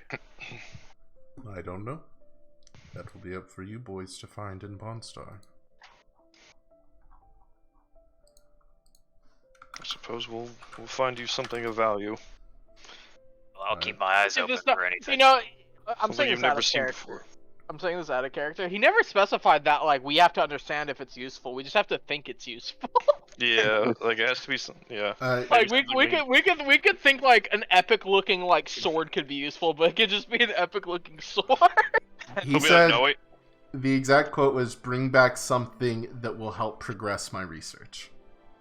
Oh, we gotta bring something back then about planes. However you interpret that, and what you might see once you get down there, you'll have to figure out. But that was what he told you. You get good vibes from him. So there's like a small chance in your minds you think he might just let it slide regardless. But he's also kind of a weird old dude, so he might just do it for shits and giggles. He has nothing to lose. It's hard to get a good read on old Cillian. Are we elbow bump on it? We shall. As he kind of pulls his robes back up. Oh, Brother Baker, you've returned from the dead. Oh, yes, I just had a lot on my mind. Ah, a man of the cloth, he says, kind of pointing towards your kind of holy aura about you as a paladin. Oh, yes, there's not many of my religion here, so Oh. Oh, have you not visited? There is a pillar to the, or there's a temple to the 7 pillars in town. Oh no, not yet. I must check that out once we get back. As you will. He kind of elbow bumps you, Blade, and puts his robe back on and goes over and unlocks the archives as you guys walk through this dark crypt of a room. You see chain covered boxes wrapped over many times. Some of them you swear are kind of like shaking and moving. The books back here have a different aura to them, almost as though they're alive. And he takes you further back to this these kind of perforated sheets that kind of create this large book as the maps are slid into them. As he flips through them, he pulls one out and hands you the map of, where is in-game? The map of Pawnstar. The Pawnstar Trenches. Oigo's gonna analyze the fuck out of this map with his scanner eyes. Yeah, Oigo, you would, with your scanner eyes and your extremely good short-term memory, you would kind of note that this large temple kind of facing this garden would be this temple, this ancient temple that Tal resides in, and that the runners take the food to. And you would also notate that if you look at the top left corner of the map, that little alcove that's separated by a wall, that would be the slummiest slums that Tobias was talking about that they're set up in and that you're to meet them at. Did they have a pool? I love how genuinely there's like a hint of jealousy to that. A little diving board too. I think it's probably like a beer. I think it's like a beer. I hate that they have a pool.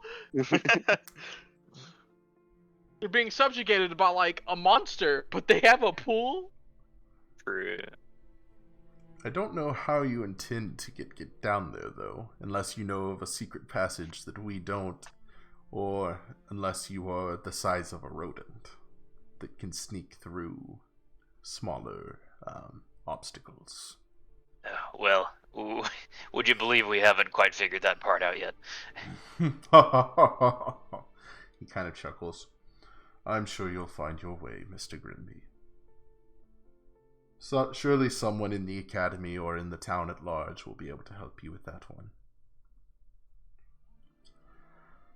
Well, I should be getting back to my studies. It sounds like you boys have quite the adventure to go on. Indeed. Thank you, sir. He kind of nods and returns to that table. Make sure the librarian doesn't see you carrying that out. You might want to hide it. Yeah, good point. You want to hide it in my codex?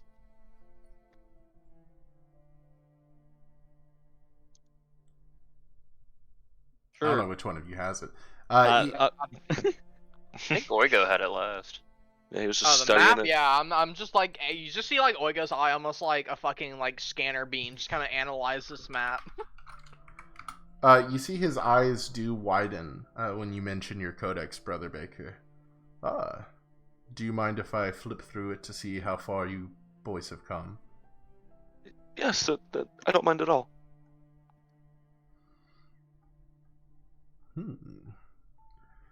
Floral abomination. Murlocs. Animated specters. You boys have had quite the journey. The Delmari. He kind of like peers his eyes. It was something, I assume you didn't have like all of your equipment on you earlier when you met Tobias, or would you have? I think we would have, because we were like set up to try to catch him. Yeah, we were very prepared. Okay. I mean, I had meant to mention it earlier. I just forgot. So we can just say, like, in all the commotion, you didn't feel it vibrate. he kind of hands you back the book. Well, have fun, boys. As he hands you back on the page. It's not filled out yet, because if you remember, you have to complete... I think it says you just have to complete a quest for them to fully register a tribe, but the name Morbai clan does appear under the native tribes.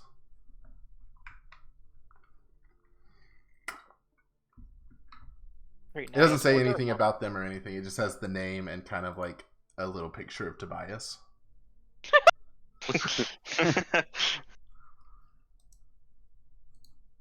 Alright. You guys have completed the first of, at least what Tobias suggested your preparations be. Anything beyond that is up to you guys. What you think you need to kill a weird demon snake thing. What's next for the Breakfast Club?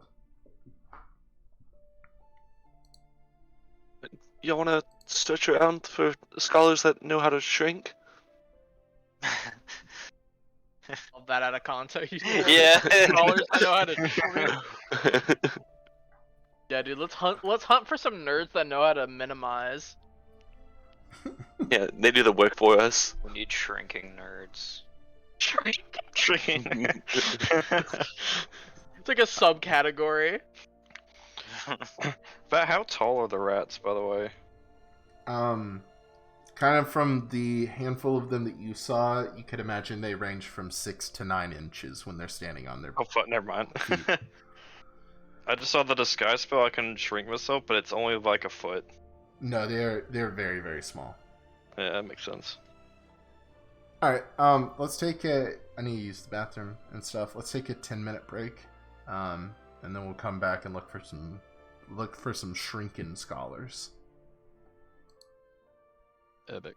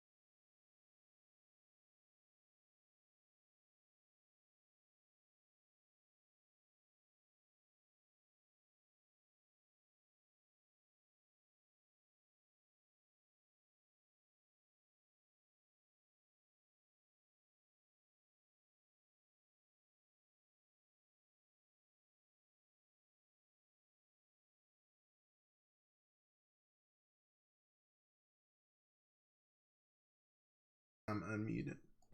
We dabble with some scholars. Hopefully they don't take off their clothes for us also. Oh god. We'll see. Oh god, we're just gonna meet some creep and like we're just gonna blindly trust him. He's like, yeah, I can make you shrink, but you know, you gotta It drink cost this you. stuff. I gotta be naked to do it. Where'd you find out this I gotta be naked to do this though. this entire They all academy gonna is- need to be naked also. Like it's just a cult of nudists. Colt? Oh god, not a cult for Brother Baker. Brother Baker just starts derobing.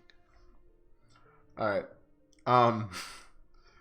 So you guys have decided you're gonna go, I assume, go up to like the second floor where all the offices are and look for someone that might dabble in this kind of research to make Is there you like a guys small. directory? Yeah. Is there like a directory you can find? There are like some receptionists at the front desk if you want to go talk to them, or if you want to go wander around. You would remember from your time visiting Scholar Amelia earlier in the week that all of their titles are listed outside of their offices / laboratories. I remember everything Amelia said.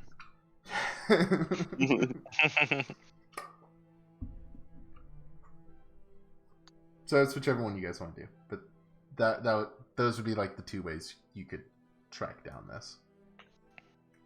I said we just go track them down. What do you guys say? Yeah, I mean, how long could it take to find the scholar of shrinking? It shouldn't True. take long at all. Yeah, I'll go.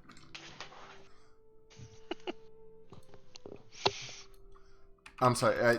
Did you say you guys are going to the front desk, or you're just gonna go look around? We're just We're going. gonna look around. Stop marching and start walking around. Oh yeah. I mean, the titles are on the door. All right, we'll go with this music. I'm sure it'll just say Scholar of Shrinking on one of the doors. I'm sure it will. Yeah. Oh, totally, dude. That's definitely a job. The Scholar of Shrinking. It's all... You walk by a few. The Scholar of the Divine, Scholar of, I can't think of like actual titles for all these. I just have a list of Yeah, sure. things pulled up, so I'm just going to say Scholar of. See, Scholars of Economics, Geography, Psychology, Earth Science or Titan Sciences, Space Sciences, Logic. You see stuff like business and sports and stuff like that. And a lot of these aren't really like jumping out to you. Some of them are gone. Some of them are just kind of in there studying. You might talk to a few of them that are kind of related, like maybe biology or something. But after a quick word, you kind of realize they're not going to be able to help you out. There are a lot of these. They start on the second floor, but it's a lot more expansive than the first floor, and it goes up to higher ones. So you guys have been walking around for a while at this point, looking for anyone that might be able to help you in your endeavors here. While leaving a microeconomic scholar of microeconomics, you went in there thinking micro means he could turn you small. You guys leave and hear banging music coming from the next room down. I've gotta get bigger! And you hear like a roar. This is about 2 offices down. I assume you guys are gonna want to peek your head in and see what's going on down Hell here. yeah. We'll have to go to dude. combat. We're beelining for that room. Alright. You guys make your way down the hallway, and titled on the outside of his office, you see the physiologist Rogan. Rogan. As you peek in, you see this massive black centaur working out as he injects and takes different supplements and pills as he slowly grows. This man would tower over Oigo as he just yells about how he has to learn how to get bigger. Oh my god. This dude's hype. He's doing kind of like a workout machine, kind of like a pulley system, and he just rips it off and like picks it up and throws it against the wall. As he goes and adjusts like some neat little reading glasses and takes down a few notes. Some of his attendants are cowering in fear in the corner. Some of the younger scholars who didn't get to pick who they go with, they just kind of get assigned. One of them kind of looks at you guys and mouths, "Help us!" Oh, as Rogan kind of hears that and looks up. "Oh, we have visitors. Come on in." Hello. You're big. To you. I love that. I'll always love that line, no matter the context. He kind of introduces himself to each of you, and then kind of like seeing like that beautiful girl across the bar, his eyes look at Oigo. "You're pretty big." Need to get bigger. You see him smile. "Yes. Good thinking. What was your name?" I'm Oigo Boigo. "Rogan." And he reaches out an arm to kind of like do a predator shake with you. Fuck yeah, dude. Oigo reciprocate. As your arms kind of collide, those around you, your hair blows back a bit just from the thunderclap of these two forces of nature kind of hitting each other. A little crack in the window forms. "So you boys seek to get bigger, then?" Yes. Excellent. Excellent. The rest of you could really use it. We know you like to get bigger. Oh, What yeah. What do you know about getting smaller? Let me find the exact face he gives you. It'd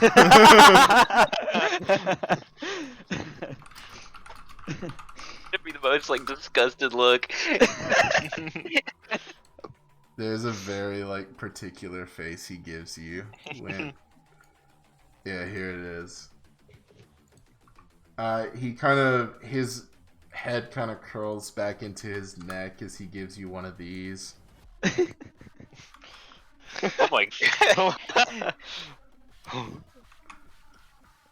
Why would you want to get smaller?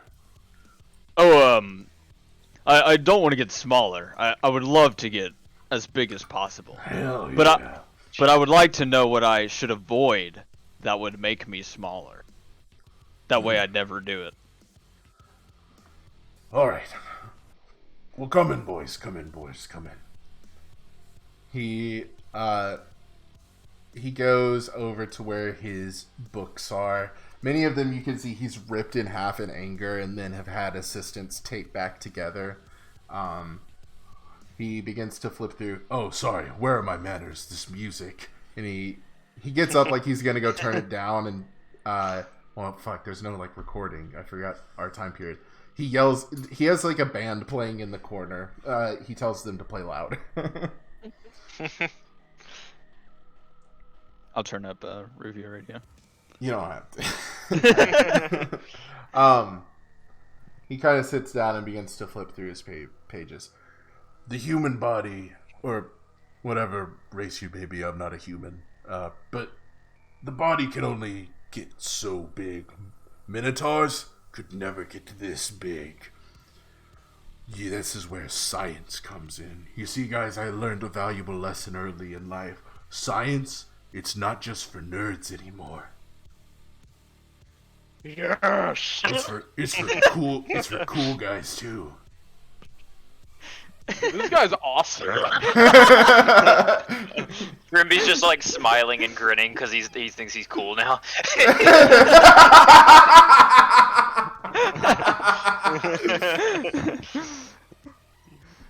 So, I've learned a lot about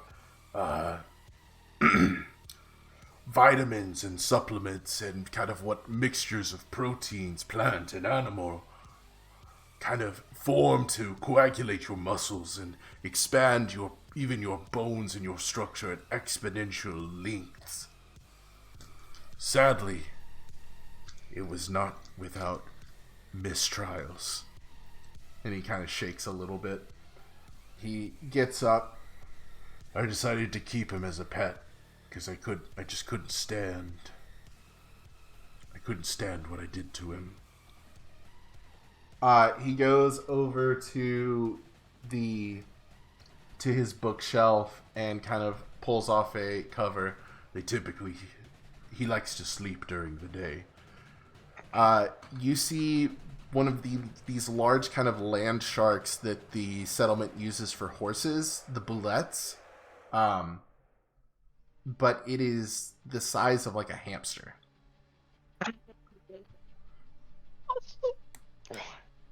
Poor guy.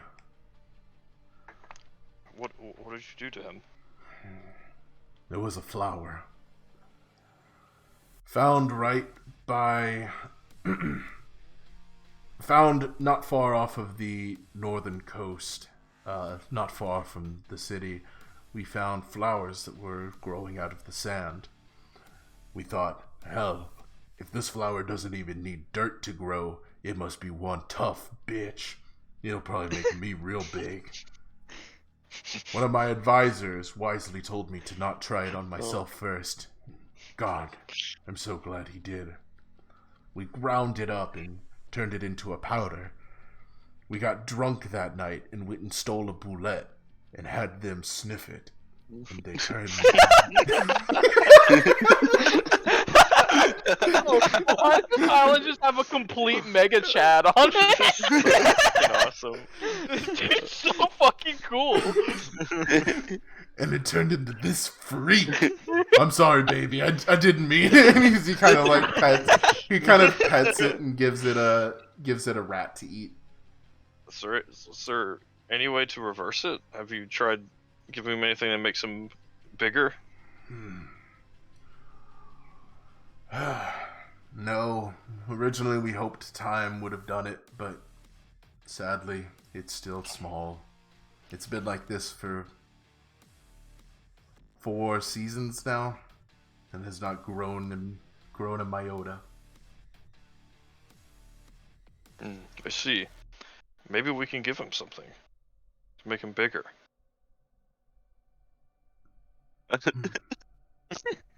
I was imagining that him saying that he's not grown at all is that you look over at a door frame and you just see like a pencil mark that's not moved and like the day just keeps like, getting higher. It's just really, really dug in there at this point. Yeah, that's exactly it. He loves this little guy. Oh. I would love to see my big, beautiful baby be able to be ridden by his dad into treacherous research. Oh my god. You boys have inspired me today. Would you like to help?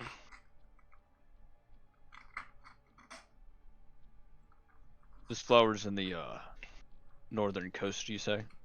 Yeah, it's the small bitch flower. Who cares about that thing? Yeah, true. Could you just wanted to know so I could avoid that Well, area. no, it's important that we go there and like destroy all of them so Yeah. that this doesn't happen to anyone else. Yeah, what does it Yes. look like? Assistants, go burn all of those flowers immediately. No, What? Well, Oh, we're we'll take care of it. We will do it ourselves. We've got it unlocked. Are you sure? Oh, you Yeah. must stay here. You must fix the child. As he points on the tiny monster. You really should have your whole staff on that one. Okay. Would you guys like to help, or are you gonna go burn those flowers? Sure, we can help. We can burn the flowers No, for anytime. now. All right. I have an idea, but it's risky. What's the plan? I call it the little man. You see, as he says this, like the The assistants around the room kind of like gasp a little as Rogan kind of puts his chin into his clenched hands. No, we've tried it on a few subjects, just animals, no people. They expanded in size so much that they blew up. That sounds fucking awesome. It was pretty cool, I'll give you that.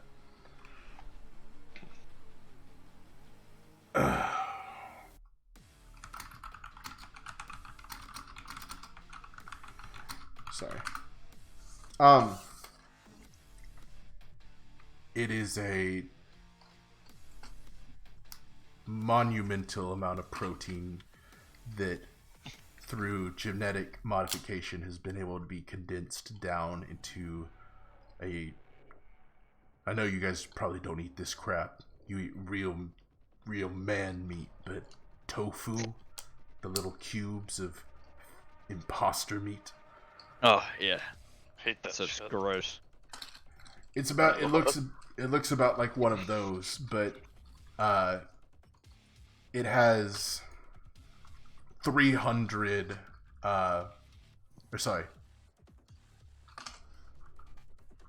metric system. I'm dumb. This motherfucker's looking up the actual metric system. Yeah, he's a little silly. It has 700 kilograms of protein in it. Oh my god.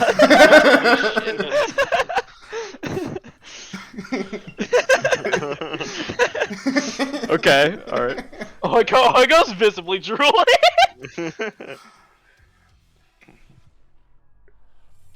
I'm thinking maybe because he used to be big and he turned small, it won't give him the same exponential. It'll make him bigger than he was originally, but because he's starting at this such small piece, that he won't blow up, you know. Well, But- just a suggestion. What if, per se, we maybe lower the dosage a bit? Oh, make it higher. Why would we do that? Yes. We don't exactly want your friend to explode. No, I guess not, but making more just kind of sounds boring. Fair enough. We've tried cutting it before to make it smaller, but any knife we put against it just shattered immediately. God. The subject has to put it in their mouth and slowly let it dissolve. I For a see. barbaric way of eating something. Have you tested this on a subject that has been shrunk before? No, we try not to shrink things around here. It goes strictly against our beliefs. Of course, of course. Maybe we should give it a shot, see if it works. He kind of looks over and you could swear just for the smallest of seconds a tear comes to his eyes. But what if he doesn't come out of this? I think it's a risk you're gonna have to take. No. Let me try it. Oh god. This has never been tried on anything other than an animal, and everything that started at its normal size literally exploded upon eating it. I Doesn't cannot let me stress eat- this. You will die if you eat this. Then let me eat that barbaric flower first. You want to... You would be willing to shrink yourself. This could not work. You could be stuck small forever, Oiko. I can't let you do... Damn risk! I can't let you do this to yourself! But It's for the child. damn it! He slams the table. He's right. This is such an emotional moment. So dense. Prepare Oigo, the greatest scientist who's ever lived. Weak assistant, go procure a flower.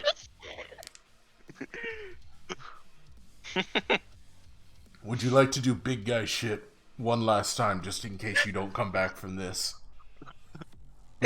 We can go take up a lot of room on public transit, or like reach stuff on tall shelves for old ladies in the market.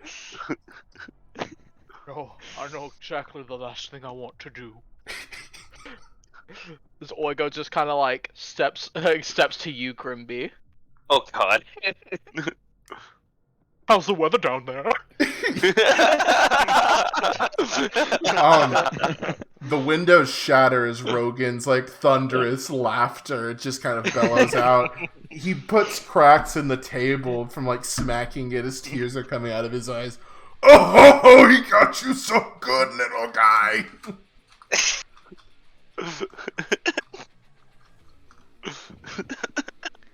You guys sit around as Rogan and Oigo make short jokes to all of you until eventually the assistant comes back. Rogan kind of like jumps out of his chair and recoils just at the sight of that flower again. I don't have an image for this one, but we'll count it. Your codex rings when it comes in.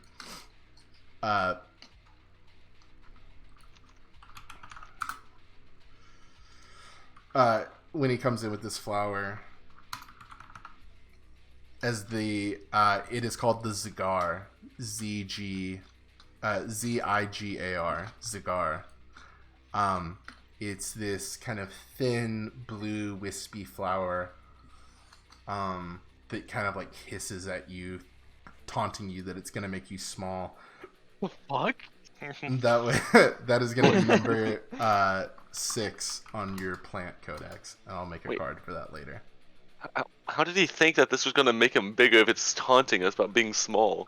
Well, you get the idea that it's taunting you about something. Oh, okay. It's not a flower that's literally telling you, "Hey, bitch, I'm gonna make you small." No, I definitely pictured it hissing like it knows what it's about to do now. You see, did you burn the rest of these dastardly flowers while you were there? As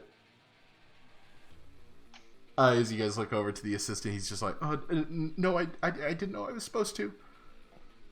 Fine. If Oigo doesn't come out of this, I'll do it myself. As he kind of gets his little mortar out and begins crushing up the Zigar to a fine powder, he kind of dumps it on the table and makes a line in it. Rips out, grabs a textbook out off the wall and rips off out a random page from it and kind of twirls it around to like a thin straw like apparatus and hands it to you. Are you sure about this, Mr. Oigo? I've never been more sure in my damn life as king. God, I just met you, but fuck it, I love you, man. I love you too. I guess. Okay, go ahead. You go. No, you go ahead. As Oigo leads down to snort it, he kind of looks at the boulette. Look at this baby! Don't look away! He's doing it for you! As Oigo snorts down this line of this thin blue powder, and you see he begins to convulsate and shake, and his eyes are kind of blinking in and out as he, not like a gradual shrink, just like a snap of a finger, where Oigo's head once was 12 feet off the ground, you see a little 9-inch Oigo slowly start to fall to the ground.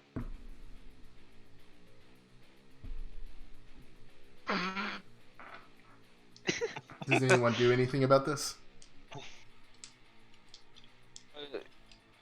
He's falling? Yeah, he's just falling to the ground. Oh. Grimby's gonna catch him. Okay. Alright. You have a small Oigo now. Oigo, would you like to try the little boy? I gotta rename that.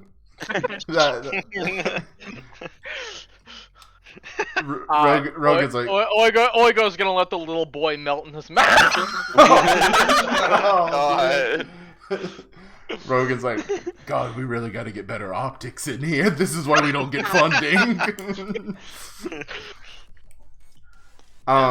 He pulls out he has an assistant go grab this small lockbox from one of the pantries.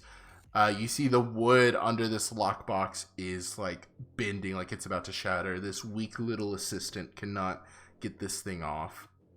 Rogan has to go over. As he picks it up, you see him, despite his size, it begins to like fall down a little bit in his hands as he takes a few breaths and he does like a bicep curl to get it back up, and he puts it onto the table where it thuds.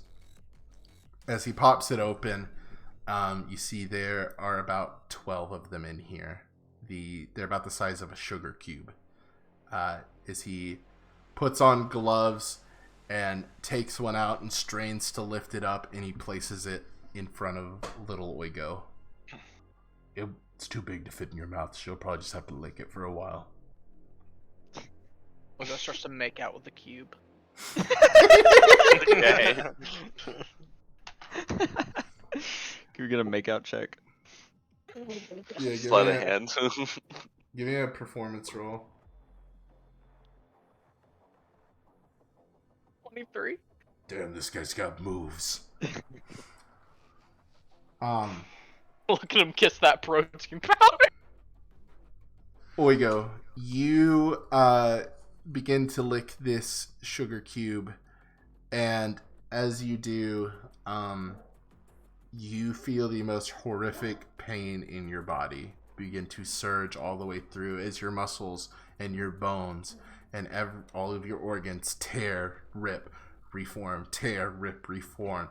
And it's almost like a animation that has only like keyframes, so it's just jaggedly like him getting bigger as Oigo begins to scream in agonizing pain.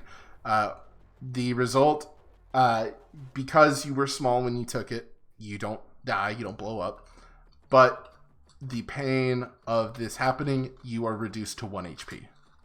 Holy shit. And you have 1 level of exhaustion. Oh, double shit.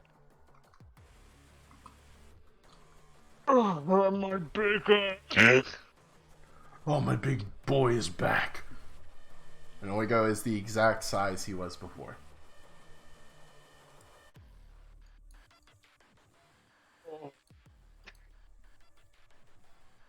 Oigo, how did it feel? Oh, it felt bad.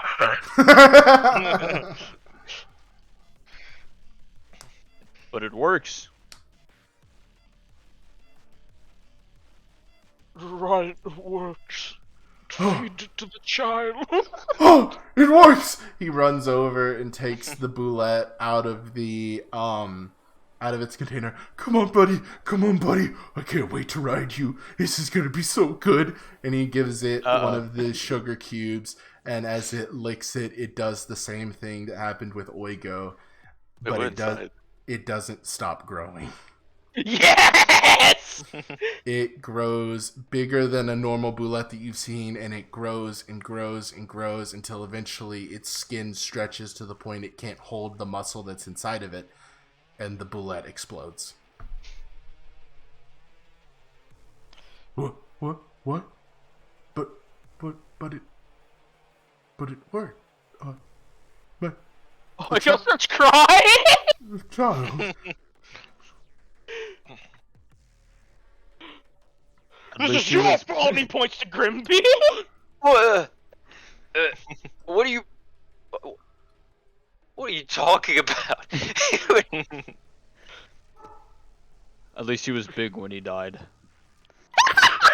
That actually makes him feel better. Yeah. He was big, wasn't he? He was real big. Real big and strong.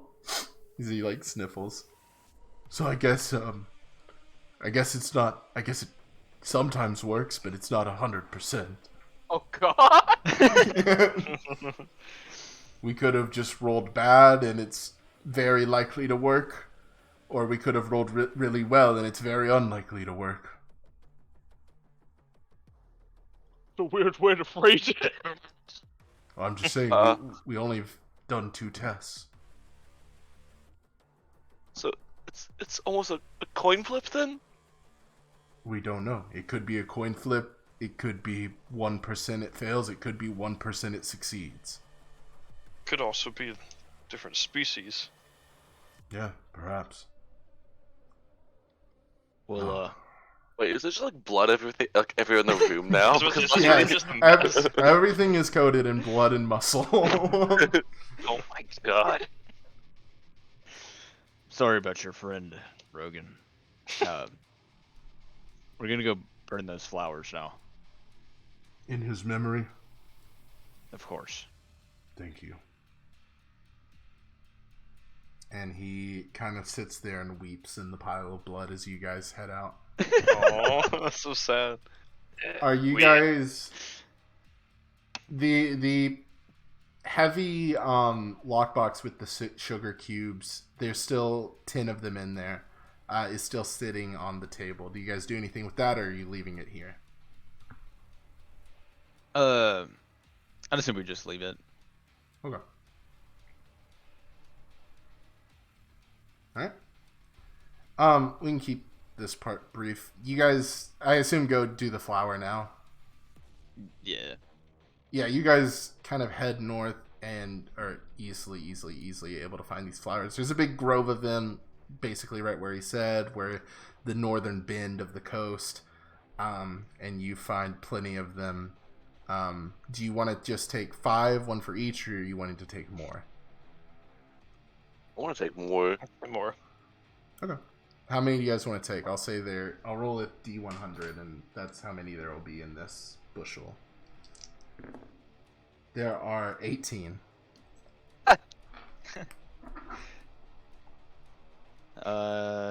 Blade'll take. You're going to take 10 in 3. total. We could just take all of them. Or, yeah. Well, we want to In leave case he some, like so, comes back and he's like, "You didn't burn them all." Oh, we can replant one. We can take one and replant it.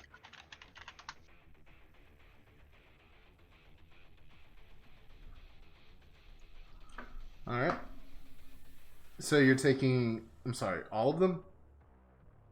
18? Yes. Okay. Yeah. So I'll put that in my notes. You guys have 18 Zagar flowers. So, if I make a cake later on the campaign, Oh with some of this no. crushed up in it, That's actually- people small. That's pretty high. Nah, let's. No, wait. This is actually even better. Let's put the sugar cube in a pie so someone explodes when they eat it. One heavy ass good. pie. Wait, they can't cut through it though. They have to lick it. They have to lick the pie. We have to get. No, we masqueraded No, as a it- jawbreaker. He had to look it because his mouth wasn't big enough to eat it.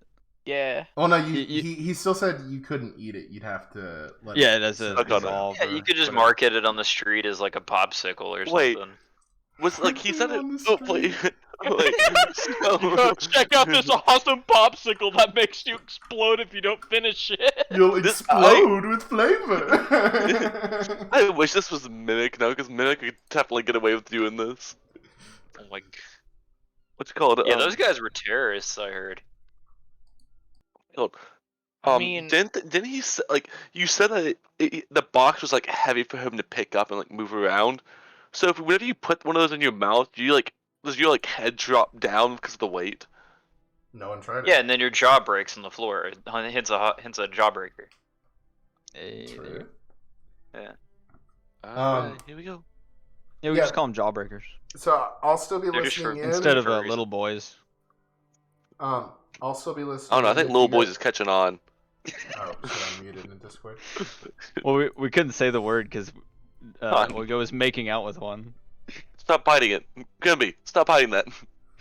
I'll still be listening in if you guys want to roleplay joking about jawbreakers, or if you want to plan out your next steps or whatever. But I'm gonna go get some water real quick.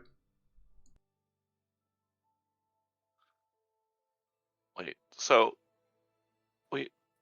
we're all gonna become small, sneak in, and then we're just gonna come back to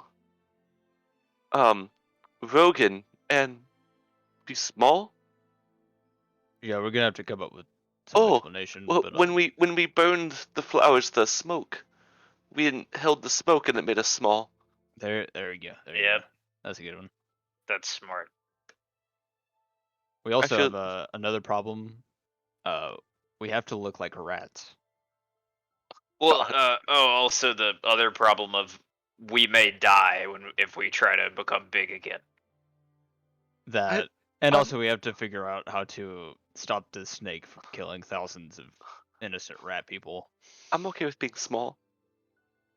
I already feel small, so Damn, that's just sad, Baker. it has its ups and downs.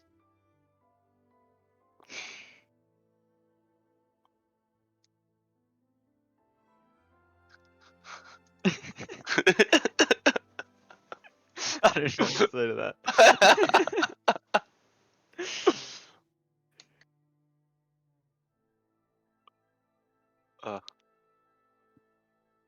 So we're gonna wait to eat these until the last second before we have to eat them. Well, yeah, I mean, we still got to figure out. Oh wait, everything Oigo's else. still at one. Oigo's still at 1 HP right now with an exhaustion. Yeah, I mean, I don't think we're gonna get in fights today, so you're fine. Unless you want to be tiny for several days, while we like try to do other things. I mean, Oh yeah, because whenever we all go back, we're also gonna be put down to 1 HP. I was gonna say, okay, so wait, I'm trying to think. I'm trying to remember the order of events because do we have to talk to like the warden at some point, right? When was that? It's next week. Next. Okay, I don't care about that then. We go to the warden tiny. That'd be epic. I'm totally down to go meet the warden tiny. Hey, warden, how you doing?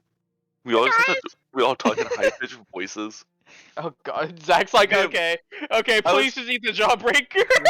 It just becomes the Stuart Little campaign. Also, I was really hoping whenever you shrunk down small, you're gonna make your voice really high when you talked. I did for like a second. Oh, I didn't hear it. I'm sorry. It's like, hey.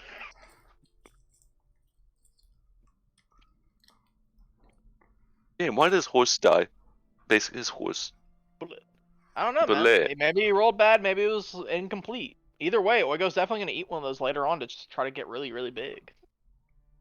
Oh god. I feel like someone in this. Zach, you know how I am. I know, but just let's get through his arc first. I say at least one person is gonna be like detrimentally hurt by this. Will be half height after we get done with all this. Gripping Like, gets either even shorter. Someone's gonna be either die or they're gonna be half the height. Oh no, Yeah, no, it's based actually on the no, it's the actually pool of epic. evidence we have, It's Alexander, so Zach makes him play Auto Gnome. Oh my my god. Wait, isn't Auto Gnome would Alexander be- also a Isn't Alex also a human? Not Alexander. I'm gonna say Blade. Oh, Oh, Yeah, how's this gonna work with Blade? Can Blade even process protein? sure. You know, the other thing I'm kind of concerned about is that the only subject that we have that survived that protein thing was Oigo, and Oigo is not a great metric to go on for the rest of us. Yeah, Oigo's kind of an enigma. Yeah. just look what's in this. Like most likely, it's like past like week of digestive. Maybe Like it's like Dave. maybe it's like the bigger you started out when you shrank, the better. Entirely possible, but if that's So the maybe case, like I am for fucked. Oigo, it's safe, but and for like the other guys, it's kind of dangerous. For Grimsby, it might just be life threatening. Only if we had Kinda- true polymorph right now. Or polymorph.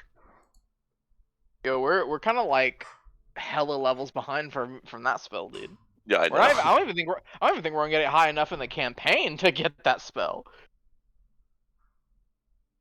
Well, the only like full caster is Grimby. Everyone else, like Baker and Alex, like won't get spells as fast. I mean, What do you mean? Oigo's a full caster. He has his Oh, that's fists. Okay.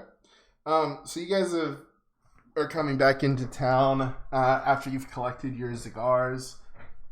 It is about sunset right about now. If there's anything you guys want to do.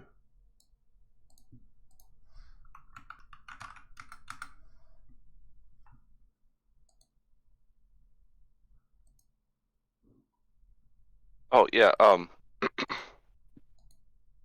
Before we go into bed, I'm gonna place some like extra food by the hole. Oh. Well, there is no hole anymore. Oh Sure. damn. Wait. So how did you get home, Tobias? You don't know. You can assume they got a lot of these little holes around. You just put a pile of food at the foyer or something. Actually, with a note being like, "We know how to get small. Be there soon, honey." Try and get the music back on. There you go, Daphne. Daphne, why did you just jump down from my chair and then instantly try to jump back into it? What are you doing, crazy dog? Alright. Baker sets a decent pile of food. We'll say you do it like by the trash cans. Like it looks like you're throwing it out. Doran walks by and looks a little offended, but keeps walking. And are you guys doing anything else, or just hitting the hay for the night? I definitely would like to hit the hay, or Oigo might just die. Blade's ready to sit there.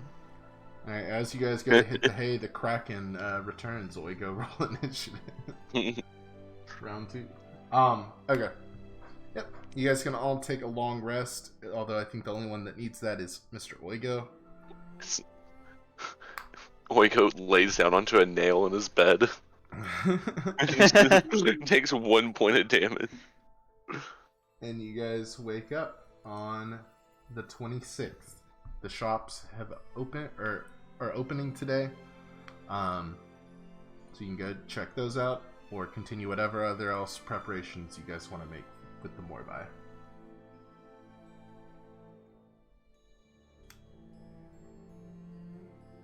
We kind of assume anytime I say a new day is starting, we flash forward to you guys sitting at the breakfast table as you do, as Doran makes some kind of breakfast food.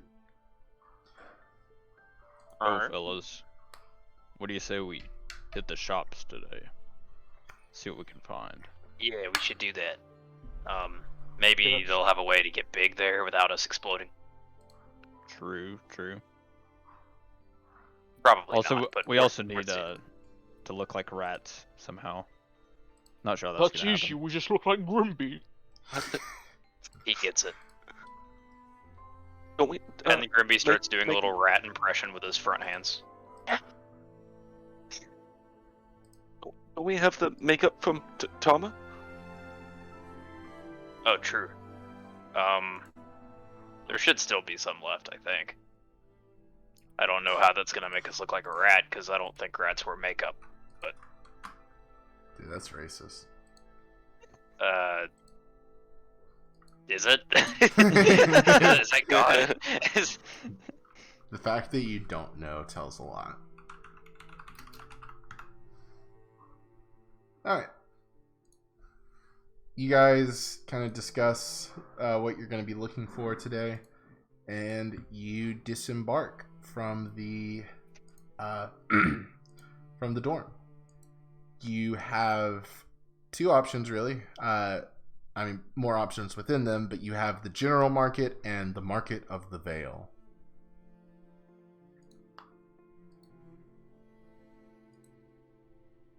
I just say this. Can we all just go to the same shop at the same time? Yeah. Yeah. I want to deal with the same stuff in Vic, where like 3 of us are in different shops at all times, so we have to keep on jumping back and forth. What do you guys say we get the general first? Yes. Oiko's still feeling over loss of small child. Oigo still has little bits of bullet blood kind of scattered across his chest. He rubs it tenderly as he thinks of small child. Alright. You guys make your way over to the general market. As you can see in the map, it kind of has this large workshop in the back of it. To the side are two forges that are kind of roaring as men shove coal and smelt metals and things that men do. Behind that is kind of between the general market and the academy would be a large storage where they would keep their resources and whatnot. And then a kind of open air market that is selling sort of general items. Most of these people aren't really of that much note to you, but you do see one guy in particular working inside of this workshop. You are once again reminded of Small Child as you see a man that is standing next to the skinned carcass of a bullet. This is a guy very unlike what I assume most of you would have seen. He's wearing these kind of blue working clothes. There's different gizmos and gadgets attached to these bracers on his forearms. And his shirt is open as he has kind of a welder's mask on, but poking out of the top and poking out of his chest, you see slime drenching out from him as he looks up to you guys. Ah, welcome to the shop. You must be the new boys around here. The name... Oh wait, that's quests. NPCs. The name is Yormund Drass. Holy shit, that dude looks cool. As this weird slime dude looks up at you all. Hello, Yormund. I sort of run the general market over here. I know the people of this town well enough to know that I haven't seen you yet. I must make the connection that you're of the new, the ones that came from the boat, as they might say.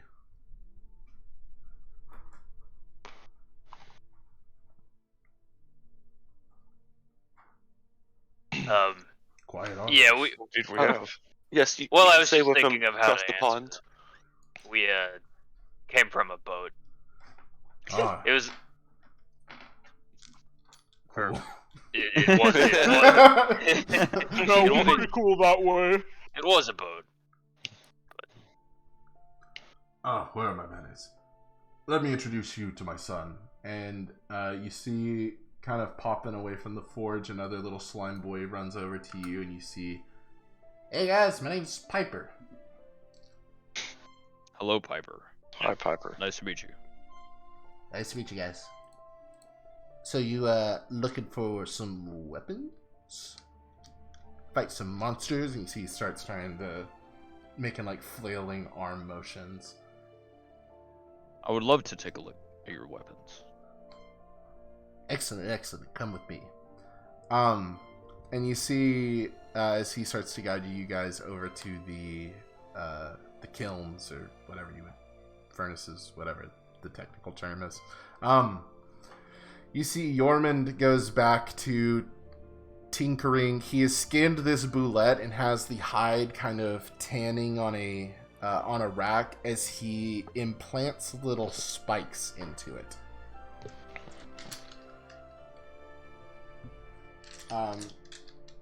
You guys follow Piper over, and he kind of shows you their process. It's nothing too too out of the ordinary, but it is exceptional craftsmanship. He kind of explains to you that whatever martial or simple weapon you want, you can come to him, and he will cook that bad boy right up for you. Best in the business. I have a request for you, Piper. Oh yeah? What's that?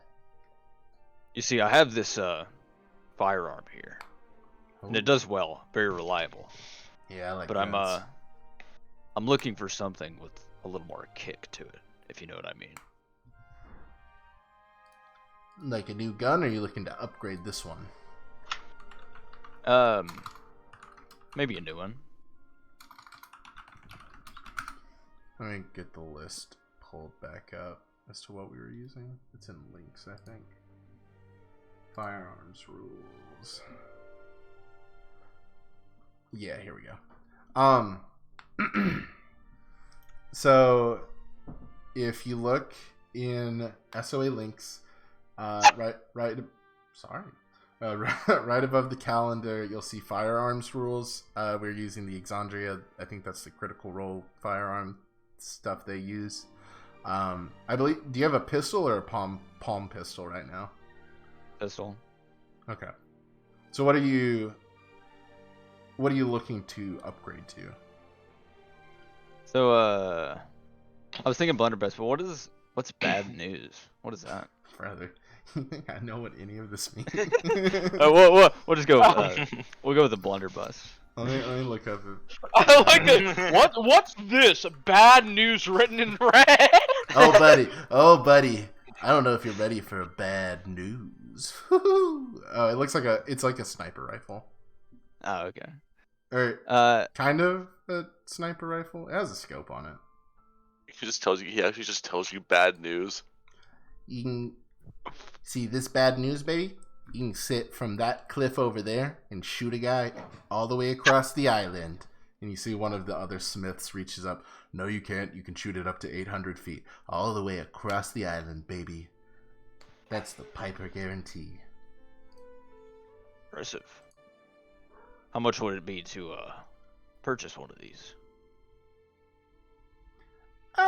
Just a little here and there. Maybe like 500 gold. Oh. Keep in mind, though, can't one-hand this bad boy. This gal requires 2 firm hands to hold her down. The smith reaches back out. Don't like how I phrased that! The other smith reaches his head back out of the furnace again. Quit being weird, Piper. I see. Seems a little intense for me at the moment. How about this blunderbuss here? Oh, blunderbuss. You're a blunderbuss guy. I see. Wait, what the fuck? You're a robot? Oh, you didn't notice? Thank you. But yeah, I'm a robot. I know it's a little strange. You probably don't see a lot of robots.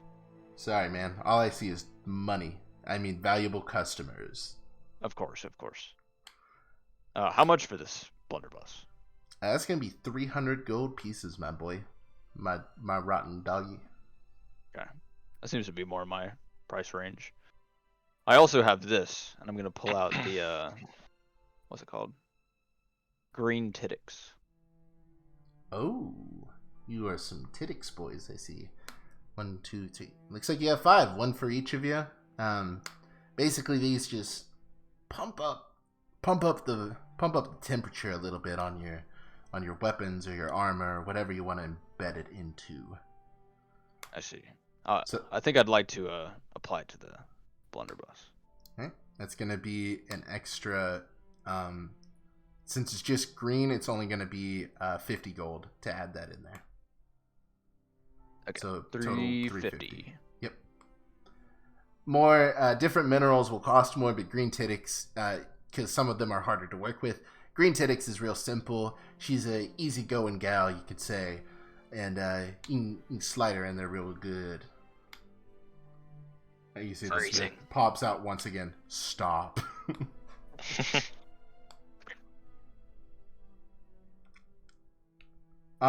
Yeah, I can have that ready for you tomorrow morning for pickup. Sounds good. Thank you.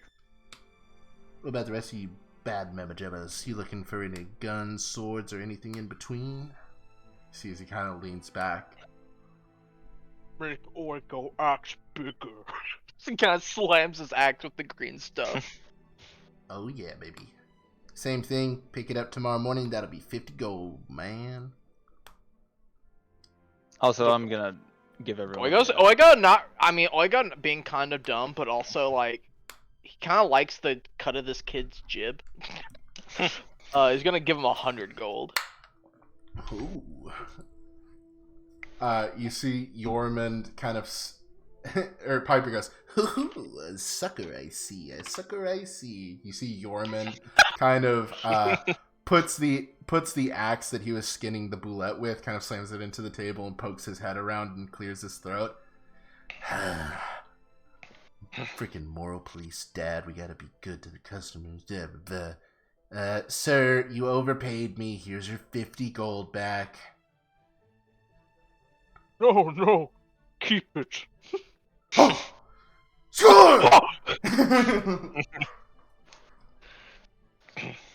I like you guys. None of that haggling crap. Just straight to business. Straight shooters. Straight to business, give no. me more money. What about the rest of you?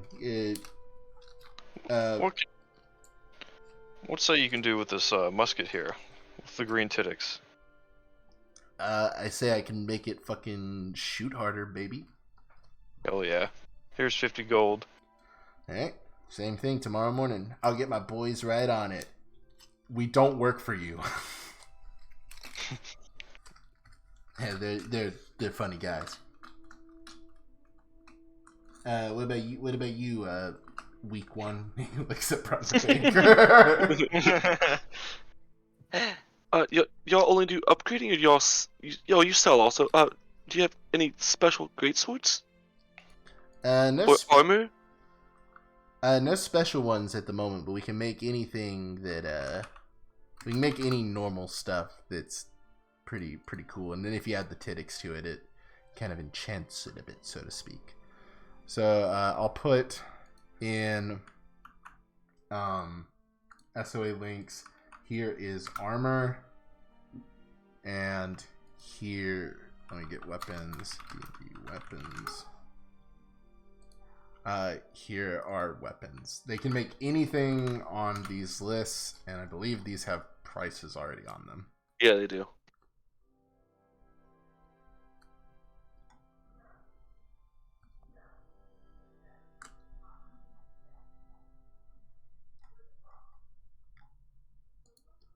Well, he's looking over our catalog. Little green guy. I like you. You're cool. I can see eye to eye with you, literally. What do you want? Well, not really sure. I'm a spellcaster. You think there's any way I can power up spells with this rock? Oh, yeah. What do you use, like a staff or a It's wand? this rod here, and he's gonna kind of hold it out. Yeah, I can definitely put this bad boy in here, and it'll basically have the same effect just for your spells instead. Ooh, cool. Sounds good, Piper. Look good. Same thing. I'll get my boys right on it. He throws the staff at one of the other smiths that just kind of groans and walks back away. 50 gold tomorrow morning. Piper's eating good tonight.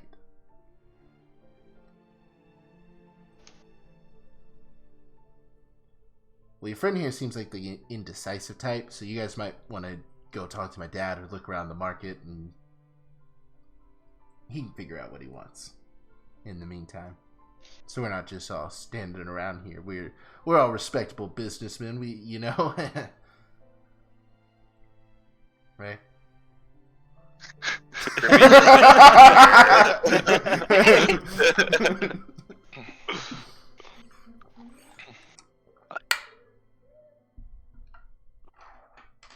Okay, I have to ask this. What's the difference between heavy armor and medium armor, or light armor? Yeah. So a lot of heavy armor has a strength requirement. It doesn't add your dex. It just has a set AC. So like half plate is 15 plus your dex, max of 2. Like it limits how much dex you can add to that. Whereas splint, you don't need that dex. It's just set at 17. Okay. Also, doesn't some give you disadvantage. Yeah. On some medium and even light armor can do that as well. It's on that chart. It says stealth, and some of them give you disadvantage. And he can also make you shields if you want one. But you're using a greatsword, so never mind. Yeah.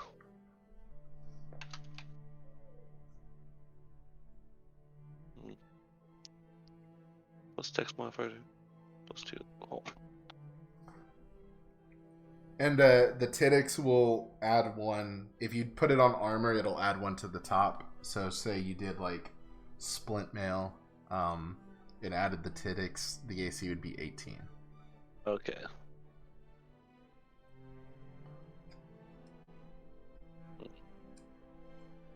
So think about this, because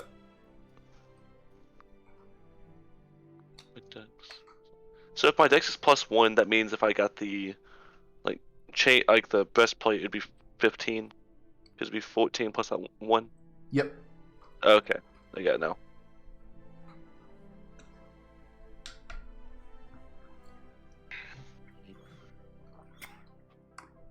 I think I'll just wait for now. Okay. Do you want to put the Tidix in anything? Yeah, I'm gonna hold onto them until I can. Okay. Because I was gonna put it into my armor, but I'm gonna wait until I get the what's it called? Something Plate. better. Yeah, I want the breastplate, I think. Oh, can you not afford the breastplate right now? No, I can. It's just that I don't want to buy it, and I don't have enough to add the Tidix, so. Oh, okay. Fair enough. Alright. Piper sees you guys off. Did you want to go check out, talk to Yormund a little more, look around the general market? Yeah. Yeah, we'll do the general. So general market doesn't have anything flashy. It's basically like a convenience store. Like you just have basic necessities, food, adventuring gear if you needed to stack up. Basically, if you guys wanted to come, like, have like a specific, like, get like a bell pepper or something, this is where you would come to get it. Like, if Fuck you yeah, just needed Oigo will some- spend 2 gold for a bell pepper. All right. Do you want green, yellow, or red? Green. Okay. Give me a nature check to see if you Oh, can get God. the best one. I have a -4. A 9. You get a pretty mid bell pepper. It's not like the freshest, but yeah, it's a bell pepper. 2 gold. You got it. Are there any like weird fruits or something here that are like that we wouldn't know about?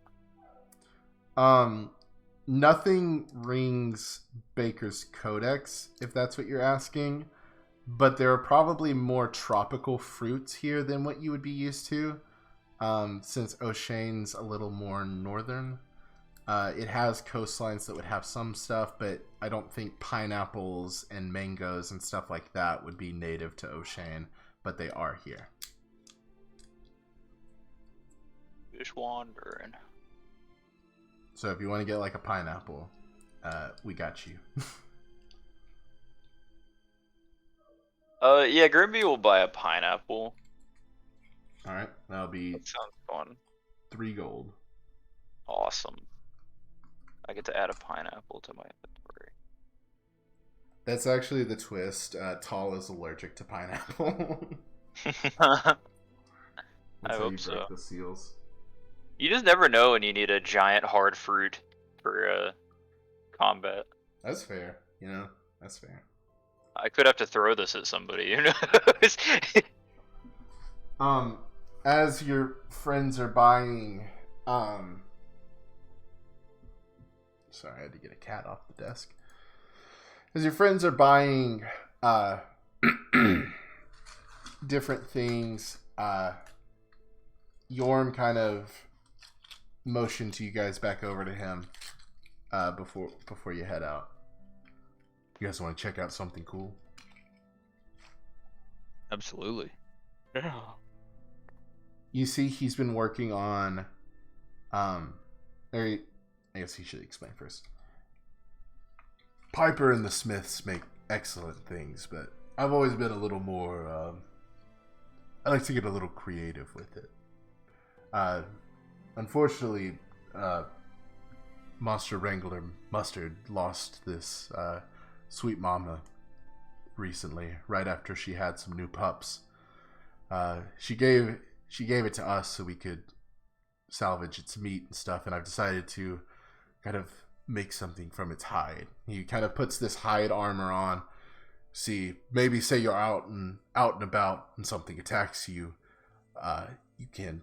He kind of flexes a little bit, and you see the teeth that he was kind of embedding to it that weren't visible when he put it on kind of spike out. Fight back a little when you get hit. Stuff like that. We're so cool. He will offer this to you guys as kind of like a welcome to the community. It is hide armor. If anybody wants it, they can take it. I'm set on armor. If anyone else wants. Hide armor. Yeah, Oigo is a barbarian. He can't really wear armor. Well, glad to buy armor. Are you taking it, Baker? Yeah, I'll take it. I mean, none of you have to take it if you don't want it. Hide's not like the best armor. Oh wait, what's that? But it has the trait of thorn mail. You get hit, you get hurt. Yeah. So I guess I can explain. It's studded with. It's a studded jacket with teeth from the boulette hidden throughout. In the hopes that if a monster was to grapple or attack you, you could use your reaction to flex the teeth out like a porcupine, giving the attacker disadvantage on a grapple check, or to return the favor when getting hit by an attack to do 2d6 piercing damage. You can use it 3 times per long rest. Damn, I already used my reaction for interception, so I won't be able to use that. Fuck. That's fine. You can keep it if you guys don't want it. Yeah. I mean, That's Grimby fine. could probably benefit from having something like that. Okay. I will make this an item later in D&D Beyond. But here is the description of it for now. And it's AC 12? Yeah.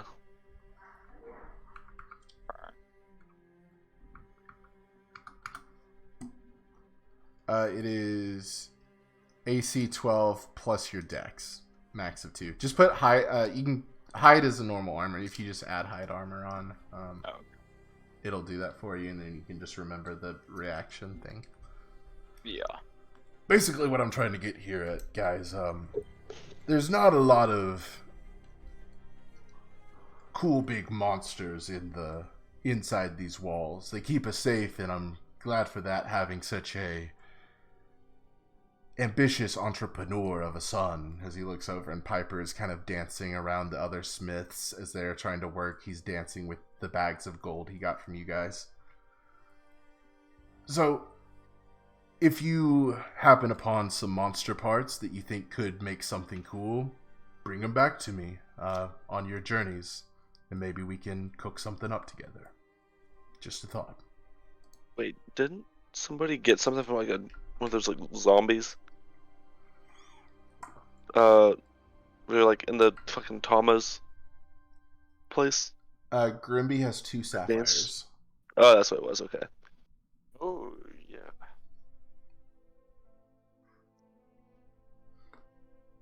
Alright. Anything else in this general market area?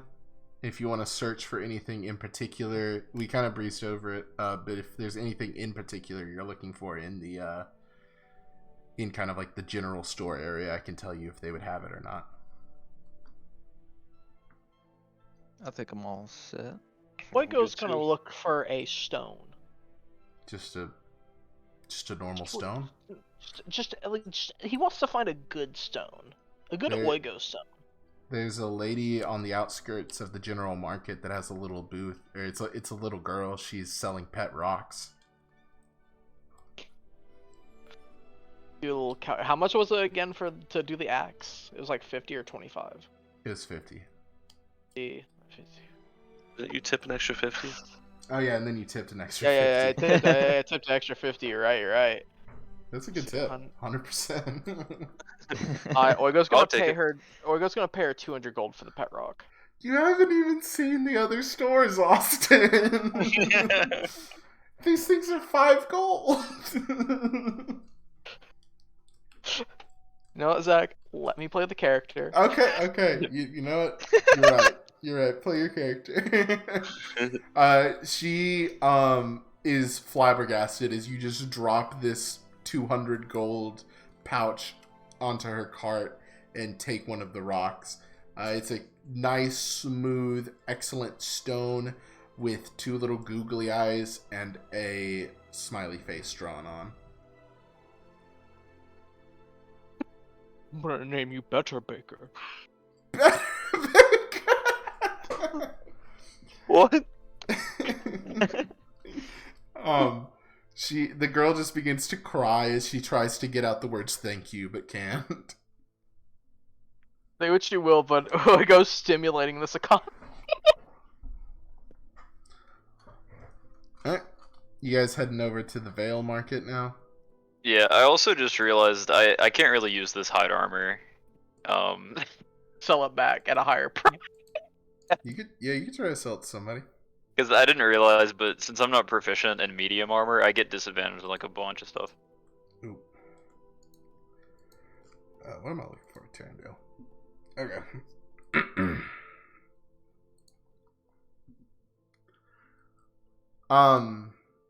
You guys make your way over. Sorry, I'm scrolling down. You begin to enter the marketplace. This is very different than like the quaint kind of flea market-esque vibes of the general market. This is like a loud, bustling bazaar. People shouting out across the roads from each other. There are three main shops here. Each of them are denoted by this emblem on the front door of a white fox. As you guys walk into the area, you see several people begin to stare at you. Men that are sitting on the street playing cards and drinking coffee. And one of them whispers to a child as the child looks up and stares at you, and then the child runs into an alleyway. Epic. It is epic. Anything of note? Or anything in response to that? No, just a Oh, bit just confused. gossiping about us. As you guys begin to walk down the street, you see three shops.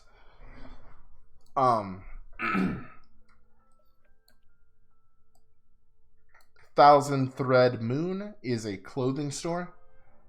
Treasures of Haresh is a jewelry store. And Twin Spell is a magic items shop. You can kind of denote these things based on what's in their front windows and kind of dissect what's in each one.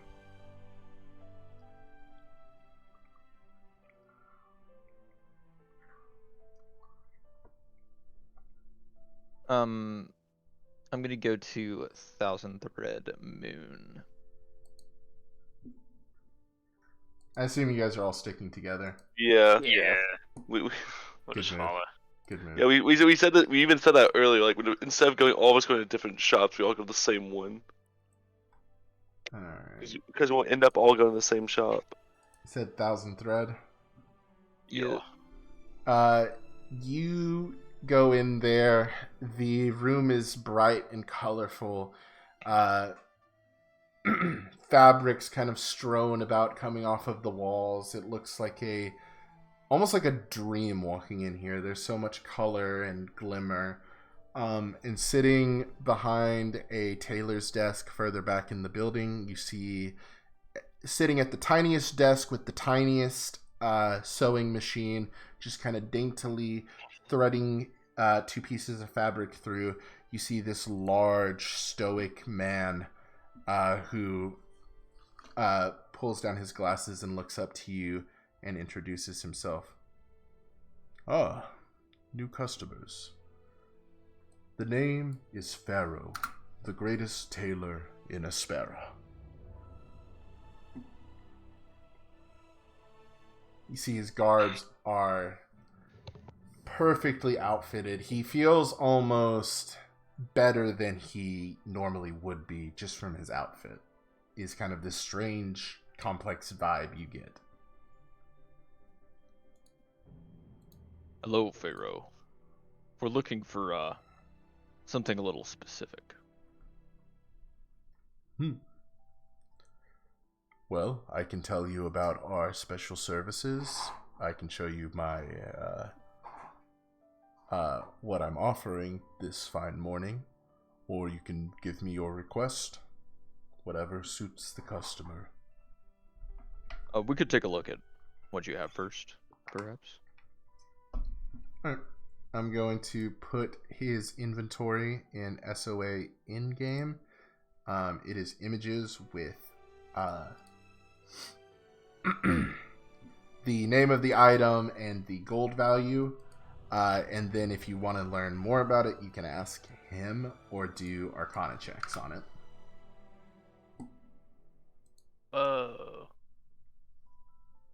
I don't know about those skeleton ones. Living gloves. There wasn't an official image. It is an official item. It did not have an image, so I just looked up cool gloves and found them. Wait, so if you wear a cloak, does that take away your armor or no? No, you can have a cloak on and. Okay. Yeah, I'm like Grimby wears 90% his cloak sure. over armor. Oh, okay, I didn't know that. Yeah. I assume that was okay. I don't know. No, that's fine. Can I roll like Arcana on the living gloves? I guess. Yeah. Okay. Huh. Well, that'll do it. Does a natural 1 tell me anything? These are some cool gloves. That's- He kind of sees you. Pharaoh sees you eyeing them down, and he kind of moseys on over behind the counter and pushes kind of the glass display holding them a little closer to you to get a better look. Once you become one with these gloves, they sort of take your fingers into their own and allow you to be a little more ambidextrous. They'll kind of carry that weight for you when you're doing more nimble tasks. Sounds terrifying. Okay, fair enough. You know, Arcana check on the cloak of protection. Yep. Yeah, I forgot to roll that. Oigo buys the boots of Elvincon, even though he's definitely 100% not an elf. 6. It looks like it's a pretty sturdy cloak. And he kind of does the same thing he did for Grimby, and he comes over to you. The cloak emboldens the user. You'll be able to absorb a little more hits when you're out in the battlefield.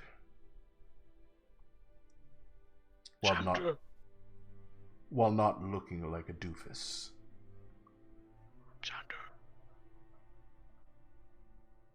Sounds familiar. Alexander! Yes. Can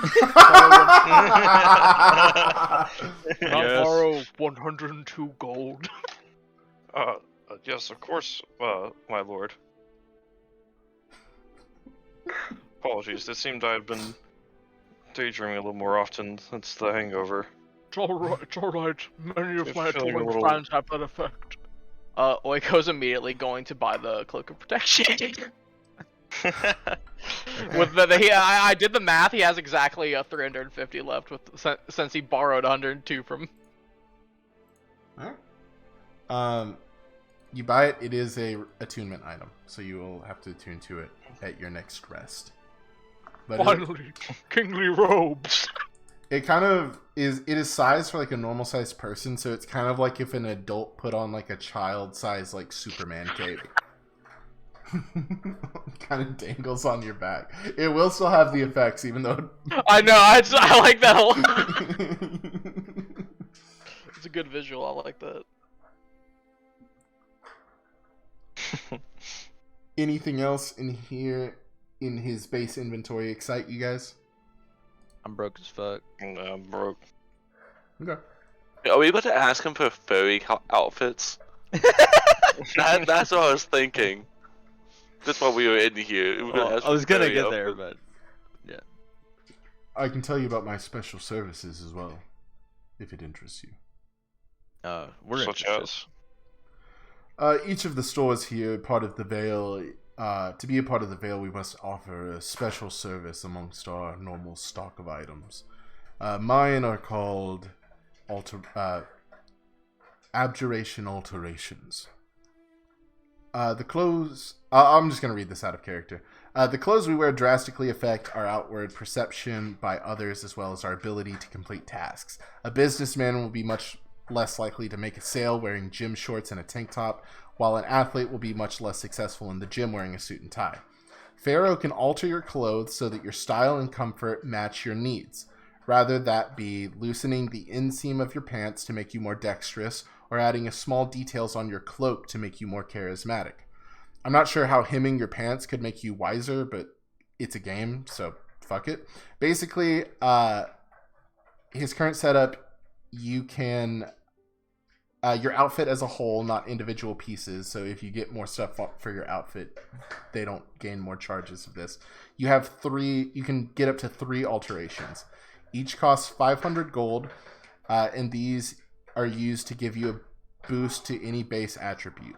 So say you have 17 dex and you give them 500 gold to kind of like fit your clothes better, you can bump that up to 18. That's cool. You can do that for any attribute. It can be 3 of the same or 3 different ones, but they're 500 gold apiece. Also, did Orgo buy the boots of Elvenkind? No, he bought the cloak of protection. Okay. Can I roll Arcana on the boots? Yeah. I mean, you Okay. can roll on I got whatever. a nat 20. Oh, fuck. Okay. Yeah, I'm just going to send you the fucking stat sheet then. While you wear these boots... Oh, wait. Sorry? Wasn't that a nat 1 followed up by a nat 20? I mean, you can- Here, roll it a third time and see if it was a glitch. Okay. No, it wasn't. Okay, it was just a weird coincidence. While you wear these boots, your steps make no sound, regardless of the surface you are moving across. You also have advantage on stealth checks that rely on moving silently. Ooh, okay, that would be awesome for Grimby. Yeah, Grimby's gonna buy those. I actually would have made them a little more expensive. I just realized they don't require attunement, but it says 120, so we're sticking with 120. Alright, Grimby, after, I guess sensing the magic from that, is like, I'm gonna buy this. Okay. You get some sick little boots, my man. Hell yeah. And again, you can add these into your inventory by just going to manage inventory and typing in boots of Elvenkind. Cool. Little green boots for my little green feet. True. Just shove tissues down the toe of the shoe so it'll fit right. So they fit correctly. And they'd look a little weird on Blade, probably. It cancel out his disadvantage on stealth. Well, I guess Alex, you would not have your gun because you left it at the shop. Yeah. You would still have your pistols kind of on your side, right, Blade?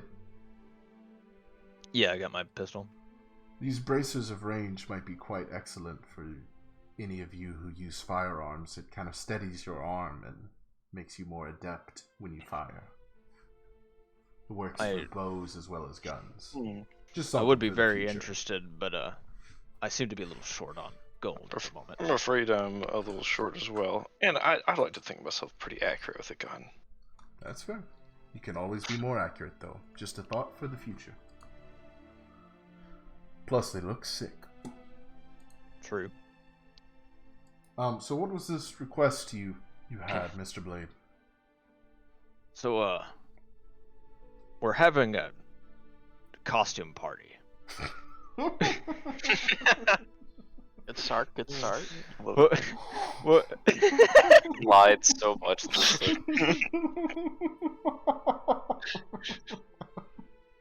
Having a costume party. How did you We're how did you having a describe? costume party. You said it was like a. we're looking for fucking I don't know, dude. Let me find a name. Is he okay? Blade, are you okay? we want to look like little mouses. We go. We're looking for cute hats. And Oh god, this sounds weird. like these robe type things. But a weird thing about them, they need to be about 1/8 our size. Yes. So, like, it would fit on a doll? Yes. Do you have Okay. anything of that sort here? Perhaps. I don't on hand, no, but I could certainly craft it. Doesn't sound like a lot of material, so I could do that. 10 gold apiece. Excellent. We'll need 5 of those, if you could. All Did right. I show him a reference picture of Tobias from the Codex? Yeah, you can. Make sure he gets it close.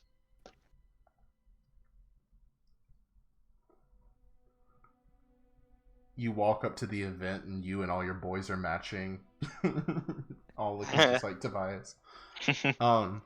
Yeah, he marks this. He kind of does a little sketch while you show him the Codex, brother, and yeah, he gets it down. That'll be 50 gold, 10 a pop, and he will make your costumes for you. Are you Do we pay now or when we pick it up? now? Okay, just double check. I won't really have much use for them if you don't pay me later. Your image here also has. I don't know how in depth you're wanting this costume. We do have some nice furs for an extra. For an extra 10 a piece, I could make the fur bits look pretty realistic. That would be perfect. Yep. Yes. Good. We want that. So that'll be 20 a pop for your really detailed, should be good costumes.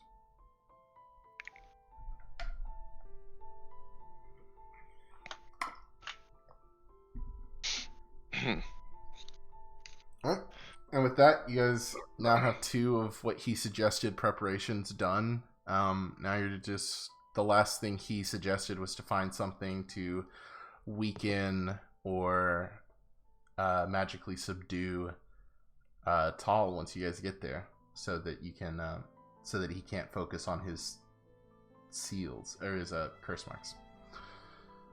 Wait, Oigo, were you able to pay for yours or? Yes, Alexander helped me. Why? Oh wait, no, you said you had exactly enough for the cloak. Yeah. Did you pay for your costume? Oh, he doesn't have enough for a costume. Pharaoh's just holding out his hand, looking at you, Mr. Oigo. It's fine. I can go as a pebble. Oh boy. Alright. That's a pretty good counter, though. So I take that back. 4 of you have good detailed costumes, and Oiko's just gonna be Oiko. It's not the worst idea, actually. He's Huh? already practiced stop breathing. I'm gonna throw another 20 at him. I'll give. Yeah, okay. You might as well, Oh, yeah. Yeah. Alright. I'll split it with Baker. I'll throw 10 in half and half. Guys, you don't really have to. I'm completely fine going in as a pebble. Yeah, but I kind of don't want to Yeah, lose the entire. You're thing. completely fine with it. Yeah. Is the key word. He'll snatch the fucking I'd item rather off not on get me. caught immediately. Yeah, you did do Baker dirty there. Okay. Yeah, and then got a fucking rock and called it Better Baker. I mean, do you want Oigo to offer you the rock? Why is that your solution? No. I mean, okay, counterpoint. Oigo did give Baker his shoe That's true. Wait, what did you give me your shoes? I've never added last those in my inventory. session. Yeah, he gave you the boots of speed. Oh. Acting like I'm a monster. I gave you the Speedo boots. Speedo boots. Alright. You guys head out after making a very confusing first impression for Pharaoh. 2 more shops. If you guys want to check them out. The jewelry store and the magic items. Ooh. I want to do both of those.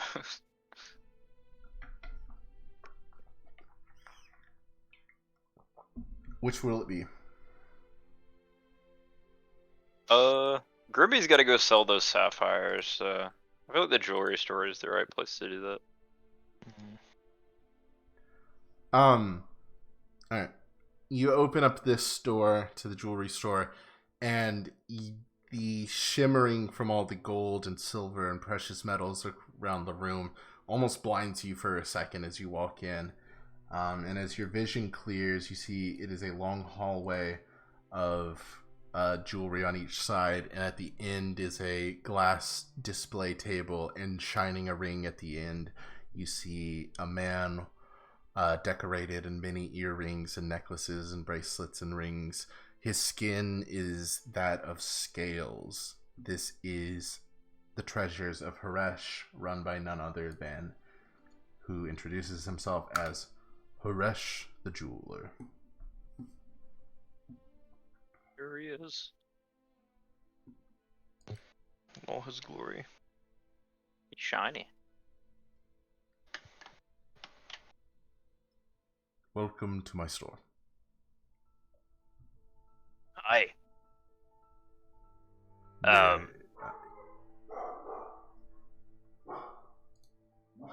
Go ahead.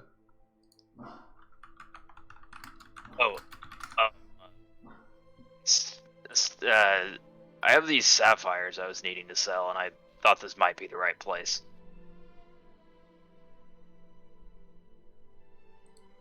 I'm looking up gem prices right now.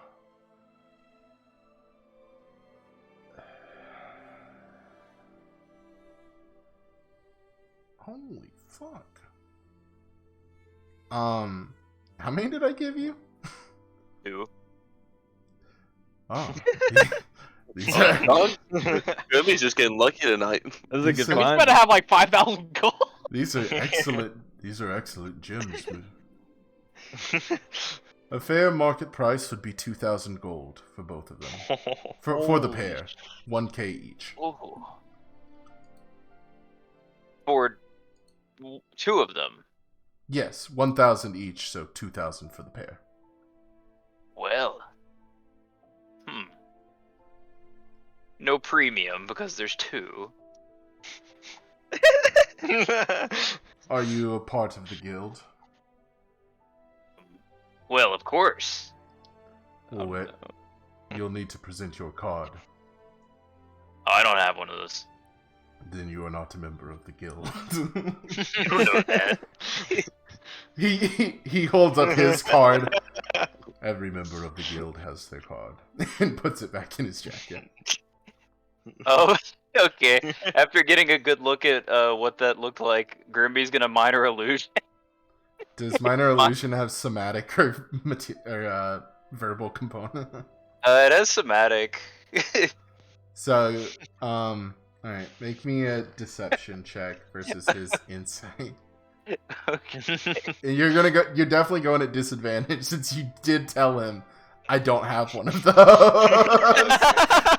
That's fine. Okay, disadvantage is a 15 on deception. Dang. I have a +5. So. But what if? I'm trying to figure out how to rule this because he also got a 15. He kind of stares at it for a while. He kind of chuckles and he throws you an extra 200 gold. Well, thank you, sir. Pleasure doing business. And Grimmy's gonna slide over the 2 sapphires. I'm sure the madam would certainly give you the card if you went and met with her. A real one, that is. Oh well, I appreciate that. Where would I go exactly? She will come to you. Oh, okay, that's not scary at all. Well, it was good meeting you, Haresh. I'm gonna leave. God, I love the interaction. You have yet to hear about my special service. Grimby is like 1 foot out the door and kind of turns around and comes back in. He reaches down and pulls up a small treasure chest with a question mark on it. And as he unlatches it, opens to a large chest of rings. Oh my god. Do it. No way. These are mysterious rings that I've kind of forged with some of my natural magic within them. I'm not sure what many of them do. They are 75 gold each. And out of character, it doesn't get as crazy as it did in the last campaign. You can only buy one per season. You can have up to 3 of them active at a time, and you can swap out the active ones during a long rest. Bing dock number 2, let's go. Oh my gosh, this was so much fun I last mean, time. I kind of have to buy one, I guess. Yeah, Grimby's buying one for sure. And I will, before you guys buy one, just drop his inventory as well. So is it like a mystery thing, or do you know? Oh, I see. I'm gonna post his normal inventory, and then the mystery rings. The only 2 things it's gonna work the exact same way. For anyone who's still listening, this was a thing in our last campaign. They'll buy a mystery ring. I will roll a D100 to see how magical it is, and then I will do a random word generator to get a theme for the ring. The only difference is we're going to do them live. You won't have to wait until the next session. That's exciting.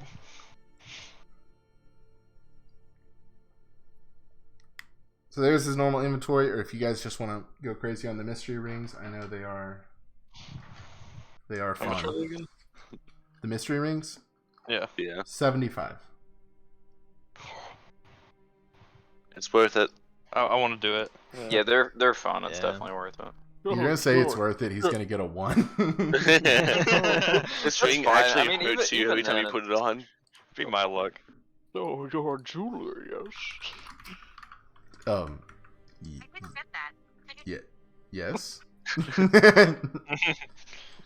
And how much for this bad boy? Is he sets down better with? I believe I saw a girl selling these when I was taking a morning walk. I believe their market value to be about 5 gold. Ah, I see. You didn't buy them all in time.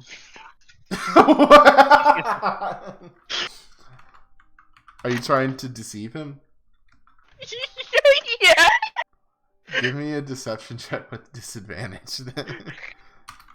Alright, I think we already found the next store owner that's gonna heel turn after a few interactions with you guys.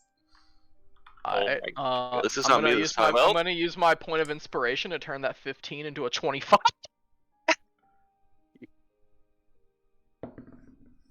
Wait, is that how we're doing inspiration now? I thought we agreed on it But last it time. has like plus We 10, we right? definitely didn't, Roll. but I was Oh. gonna say earlier today that I think we should, but I forgot Okay. to put that in my announcements. Yeah, so inspiration, just add plus 10 to your roll instead of rolling a d10. That way you don't blow them. Good. I will give you 15 gold.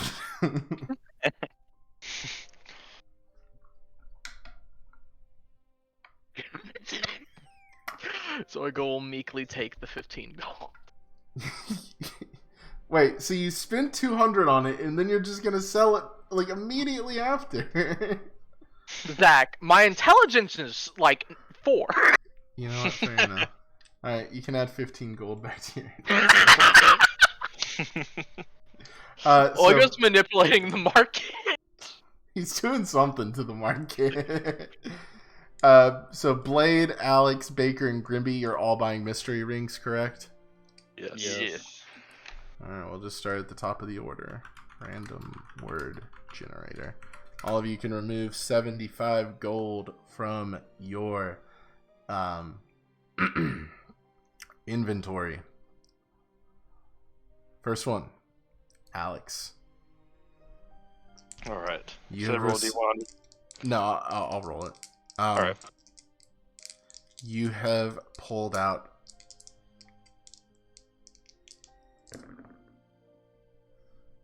Oh, God.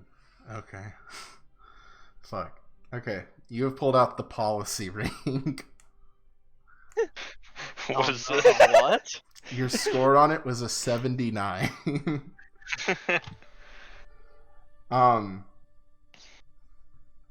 Give me 1 second to think about this.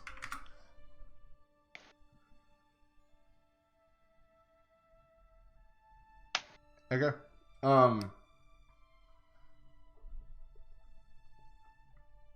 Fuck, dude. Why did I bring these back? I know what I want to do, but it's so breaky. You got 79.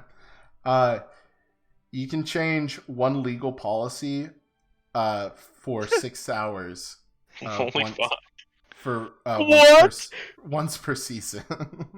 Oh my god, that's awesome. That's so hype.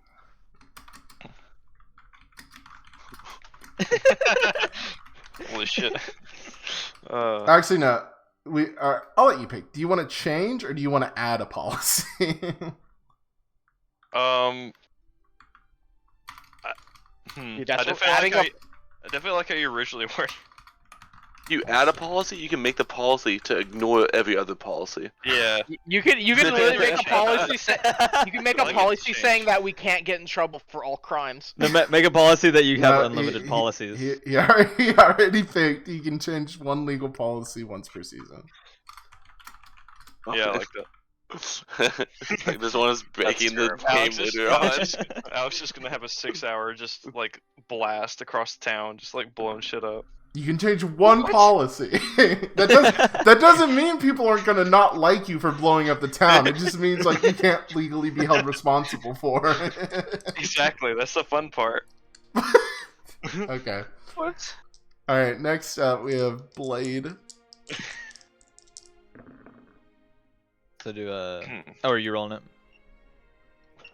Yeah. Okay. Is that an official thing in D&D Beyond, by the way, or do I just add that No. one? No, that is not an official thing in D&D Beyond, Kobe. Hey man, I don't know. Okay. You got the breath ring, and it is a ring kind of circling of a little dragon with the head coming out. You can cast the Dragon's Breath spell on yourself once per long rest. How do I do that? Or I guess I'll just have the sheet for the ring. I mean, this. You can make an item. I'll make it in D&D Beyond if I remember. You can make an item that gives you access to a spell. Okay. And it like link charges to it. Okay, Blade. 50. Breath ring. Can cast Dragon's Breath once per long rest. Bread or baker? Oof. I get baking. It's the word. Bread. You got a really interesting ring. You just did not get the score it needed to back it up. Of course, I know. You got the education ring. You got a 12 on that. Yep. Teachers like you. Yeah, well, no, fuck. No, that would be way too strong because of the setting. There's like Scholars. a billion Yeah. scholars. Oh shit. Damn it. I was actually okay Teacher, with that. wait. How about teachers lust after you? Teacher's pet. Because it's just a 12, you can learn things 5% faster than the average person. That's still 95% slower than Oigo.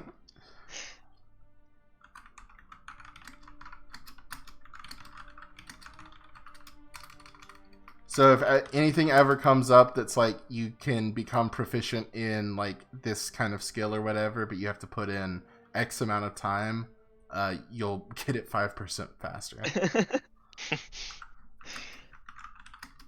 Thank goodness. You'll be Gotta take what you can get, I guess. making the most out of your time. Well, mine's a passive one that stays on at all times. Y'all can only use yours once a day or once a season, so I feel like I'm winning. Alright. Grimby. I've rolled your word. If you get a really high roll here, this could be pretty wild. Alright. Okay, you didn't. You got the depth ring. You rolled a 34 on it. It's tough. 34 is not too bad. Do any of you guys have ideas? Wait, what's the ring name? What? Depth, Depth. ring. Depth ring. Depth. Water D-E- Like, D-E-P-T-H. Yep. Yeah, you can look at any okay, body of water and see how deep it is. Yeah, yeah. That's You can- hype. I love that. You can immediately determine Oh my the god. depth of a body of water. Thanks. Is Thanks. that volumetric? Metric man. You're volumetric, man. You can determine the depth of any body. You can immediately determine the depth of a body of water to the accuracy of 1/4 of an inch. So you might be a Dang, quarter of an inch off, but that's the most you'll ever be off. I feel like he should get to like hold his breath for like a minute longer than average people. No, Also. fuck, no. No. I really hope this ring comes back to be useful, and Yeah, there's gonna be some scenario we need to know the depth of a body of water. I Could can be actually, just- I can actually guarantee be. you, it will be useful at least 2 times in the campaign. Oh, it's gonna be the swimming pool. Just imagine Grimby with his arms crossed, like, "Hey, Grimby, how deep's that pool? How deep's that pool? I don't know." It could be like he's just always just annoyed. because I know doesn't mean Grimby's gonna tell you. As a matter of fact, I might cause one of you guys to drown because I know and y'all don't. He's gonna make Oigo drown for the "how's the weather down there" joke. He's gonna say "how's the oxygen down They'll there?" be like, how deep is that water? And I'll say, yeah, it's about like, I don't know, An inch. knee high, but it's actually like a chasm. Dude, you're gonna regret that. That was my Oigo like interesting fact in the fucking quiz. It just said Oigo can swim. Oh yeah, he jumped off the boat and swam. I Yeah. forgot. Okay, so Oigo can come back at a future date if he gets the moolah before the end of Yeah. the season to buy one of these. But for the rest of you, that is locked in for the season. You cannot buy another one until the start of the next until the 1st. What month are we in? The second one, I don't Zeta? know. Zeta. So you're telling me that like I could just at any moment for 6 hours change the legal representative? You can and change just give a absolute power. You can change one existing policy. That will mean you have to do it like within reason of like what it is. You can't change one thing to something totally different. Like you can't change jaywalking is illegal to murdering children is totally fine. You So know? I can't make Oigo absolute king for like 6 hours. Or myself. I would say no on that one. Damn. That you would have had to get the hundo for that one. And there will still be ramifications if it's anything too crazy, but like Man, I just wasn't planning on doing anything crazy. I'm just thinking. I'm just saying, like, if you do something like the example earlier, like blow up the fucking town or whatever, like you won't be legally held responsible for it, but people aren't going to be too chill with you guys as a whole after that. Yeah, I feel like I'd be pushed out of the group for that one. Yeah, I guess the keyword's legally. It doesn't mean they're not gonna like It has tie to be you up something to a that's like stake already a afterwards. law, I guess. Yeah. Oh god, he legally changes the like legal amount of like TNT a man can own. Just 6 hours. It's an unlimited amount. All right. Anything else in the jewelry store? They could I'm good. care better Winlaw. Or wait, whoa, wow. Wow, yeah, it really shows. It really shows. It's a joke. It's a joke. Some deep-seated resentment came out with that one. Yeah, sorry. It's the Freudian slip. All right. Magic item shop, or are you guys tapped out of shopping? We could just get it over with. Well, when you put it like that, it sounds so enticing. Well, I'm done. Brother To Baker, do you want finish the it cloak? off. Sorry. What do you mean it's alright?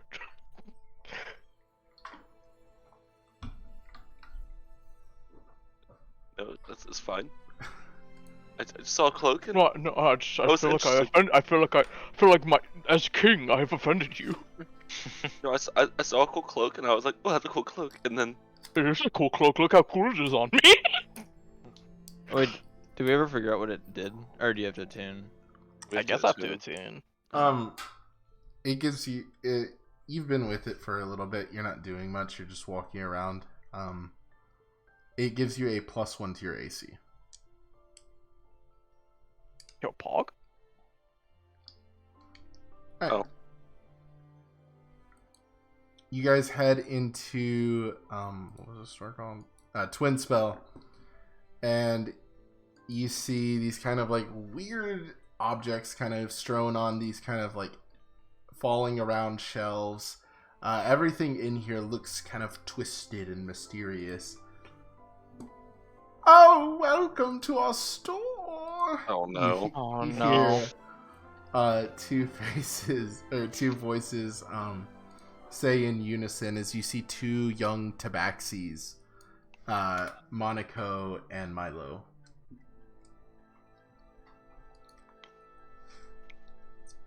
Welcome to Twinned Spell, and they raise their hands and little firecrackers come out of their fingers. What the fuck?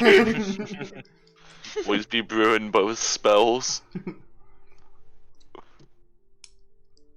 They don't say anything else to you. They just stare at you at that point. And Or the Oigo firecrackers literally- like still Oigo going off literally- their fingers. Oigo's literally going to walk out of this.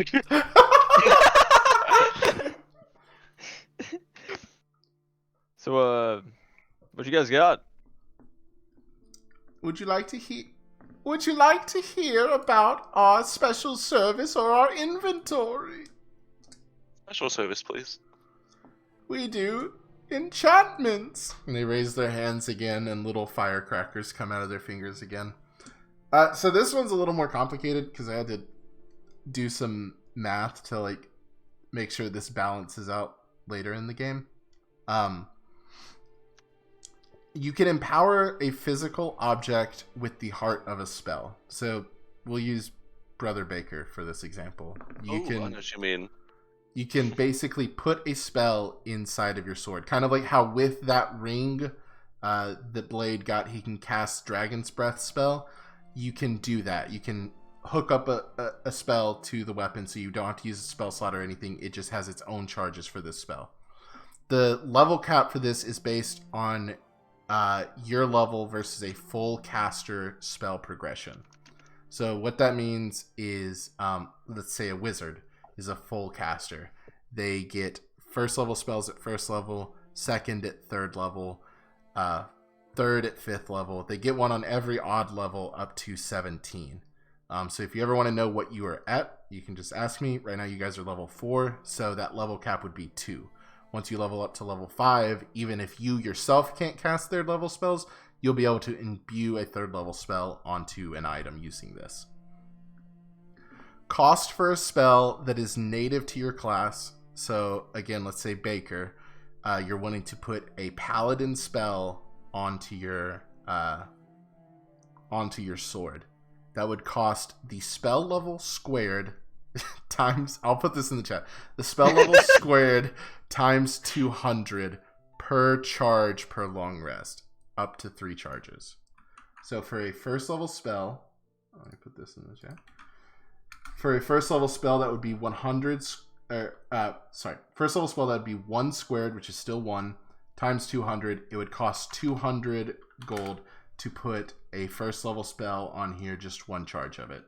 A second level spell would be 4 times 2, 800 per charge. And that's how this scales, so you can't put like 3 fucking meteor swarms on your sword late game for cheap. That's for one that is native to your spell, native to your class. For one that is non-native to your class, you can do any spell you want. It basically just doubles the price. So instead of... Sorry, is this like a... Oh, I see, max 3 charges, so you only get 3 uses? That's if you pay for this 3 times. That 200 is per charge. So you can just do 1... You can just do one charge if you want, or you can do multiple. Cantrips are the same price as a first level spell, 200 in class, 400 out of class, but they have unlimited charges, like a cantrip would. Oh. Ooh. I will say, Oigo, this would still apply, that you can't cast spells while you're in rage, but you could use it when you're not in rage. Just so That's you know. fair. Oigo's not a magic man. He's a king. You regain 1 charge of its spell per long rest. Whoa. You can Okay. I get it. you can swap this to reset on a short rest for spell level times 1,000 gold. So if you wanted to get these back on a short rest, say you had a 3rd level spell on there, you want to get it back every time you take a short rest, that would be 3,000 gold. Fuck, this is some big brain math. Time to complete an enchantment is spell level times 2 days. So a 1st level spell would only take 2 days. 2nd level would take 4 days, etc. You can enchant a single item with multiple spells, but each time the cost of the spell and the time to enchant it doubles. So say you want to put Fireball on your sword. That would just cost like the base price. Say you want to come back later and add Haste to your sword. It would be double the price because it's a new spell. Does that make sense? Mhm. This one is more of a long-term one because some of it can get a little game-breaking, so I wanted to try to balance it. Also, prices for all of this stuff could fluctuate. These are just like the starting prices. That includes for all of the special services in my attempt to balance it for now. And they explain this to you, and then here is their inventory. Holy shit. Whoa. The hell's- Teleportation. I want to do an Arcana check on that Drift Globe. I'm gonna say, that sounds like something that one dude would want. Drift Globe. Bag of Tricks. Ooh. Got a 19 for an Arcana check on Drift Globe. Yeah, definitely need to save up for whatever Gauntlets of Ogre Power are. That sounds awesome. Oh, you can do an... what is your... Actually, never mind. They kind of look at you, looking at that. These might not serve you as well as they would serve another. Just, you're more than welcome to buy them if you want, but just a warning. Mr. Baker, you're looking at our Drift Globe. You kind of get the vibe from checking it out with your magic eyes that you can kind of use it to light up. It will illuminate the space around you, so if you're walking around in the dark, it can help you see. Oh, bugs. Do all these require attunement? This one does not. Some of them do, some of them don't. This one does not. Because you got a 19, I can tell you that.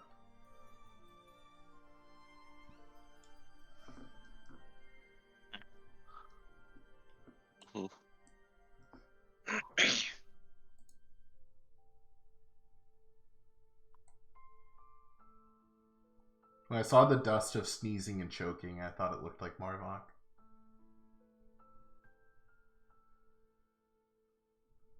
Oh yeah, you're right. That's so weird.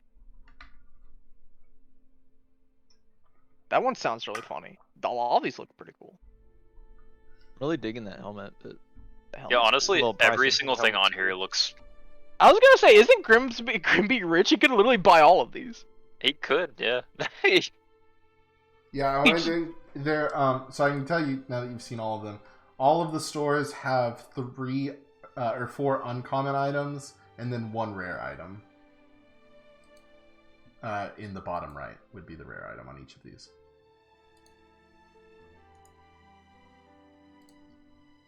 The bottom right one is the rare. Yeah. Oh.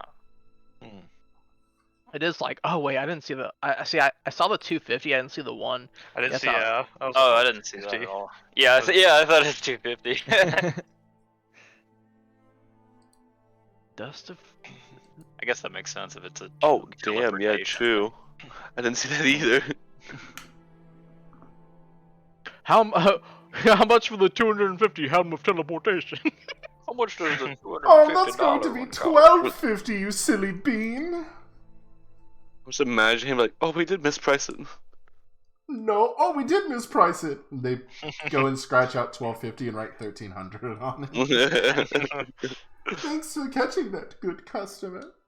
For that, we'll give you a special discount. And they scratch out $1,300 and put $12.50.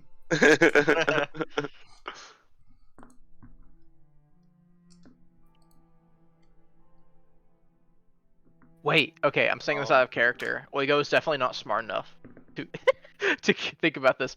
We could use the dust of sneezing and choking on the fucking dude to like break his concentration. Really? I assume, like, I'm not gonna. It's literally called the dust of sneezing and choking. I assume it's kind of written as label. Probably. Just imagine us doing that while also tickling him. He's done.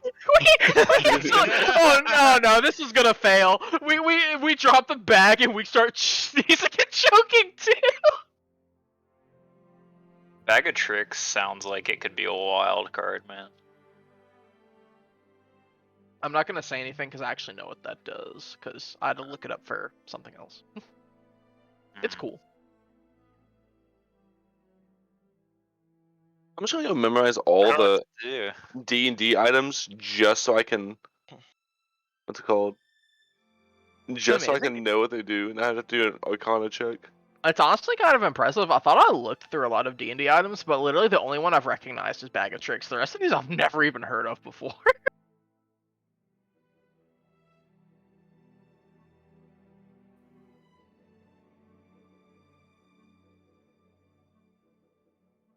Oh yeah. Yeah, well, that was unless like it was weird. I thought the Robe of Eye was like a homebrew item.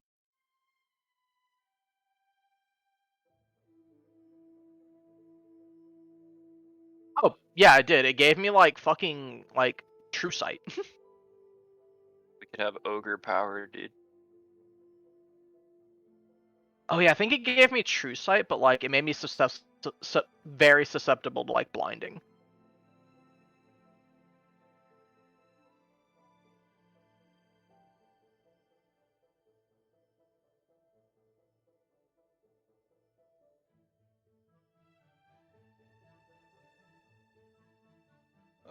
Yes, I'd like to know about that helmet there.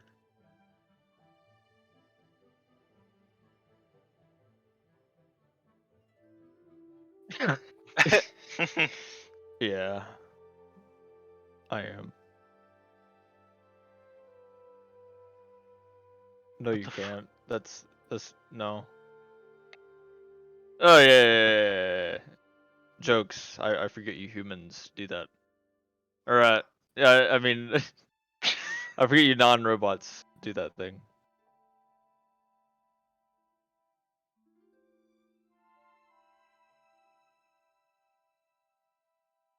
Oh, that's cool. Thanks. I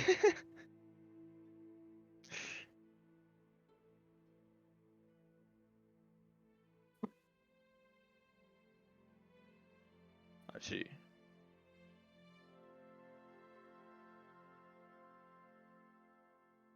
Very cool, thank you. I'm not. Blade puts it on, teleports out of the ship.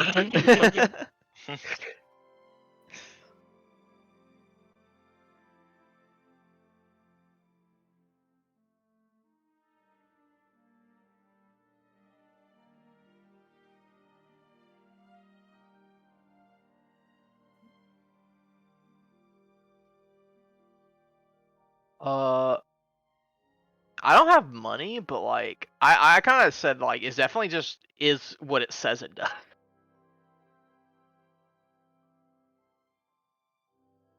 You like snorting things? You should take a whiff. Yo, we'll go look at this cursed like voodoo fucking bag. Whatever this thing's supposed to be.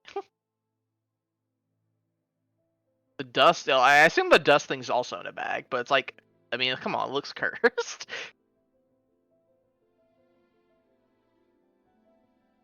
Oh, okay. I mean,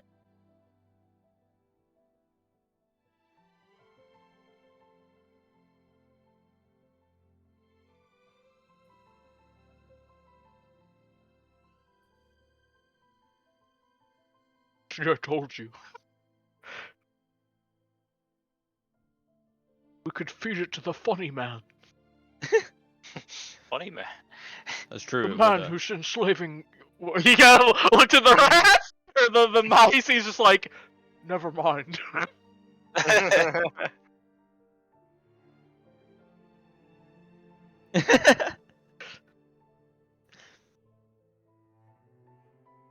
Um.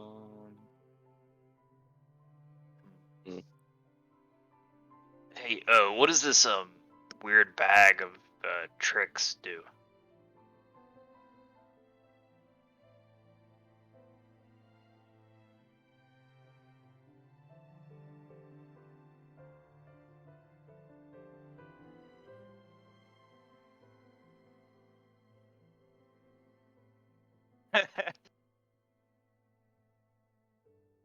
Sure, interesting.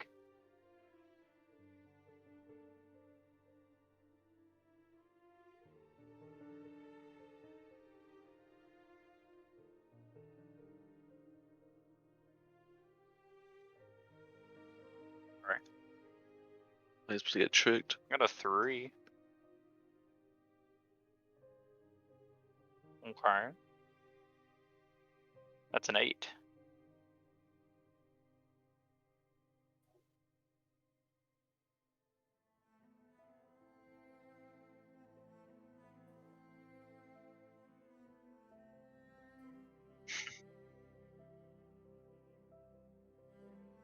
Oh my god. holy shit. Oh, whoa. I think it's not gonna hurt us, is it?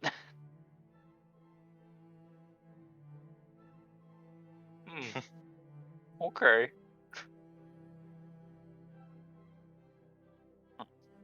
What is that?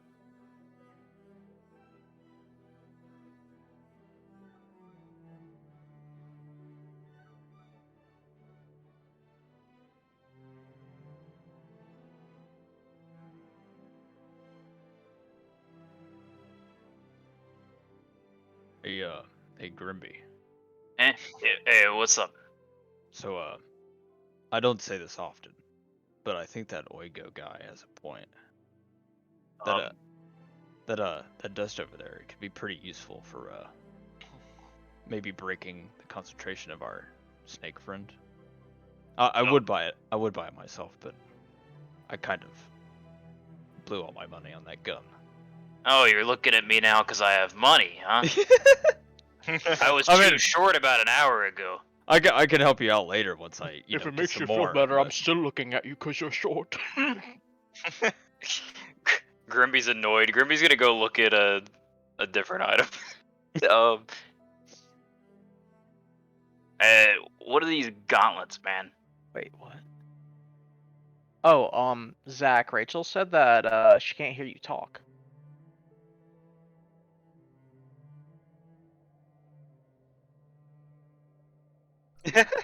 I've been muted on the stream for so long. Oh no, dude. I have no idea. It might have just been since the last time I used the bathroom. Oops. Oh well. Nothing can be done now. Really now.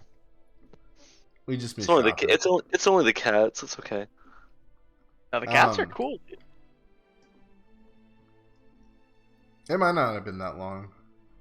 I was wondering what that is. I'm sorry. Yeah, I had Discord pulled open instead of the stream. Yeah. You wanted to look at the gauntlets? Yeah. Alright, you can make me an Arcana check. Okay. That's a 15. They'll make you much stronger than you ought to be. They kind of like raise their eyebrows at you. With a 15, these are the gauntlets of ogre power. Your strength score is 19 while you wear these gauntlets. They have no effect on your strength. They have no effect if your strength is 19 or higher without them. What? Dude, my strength is 6. What?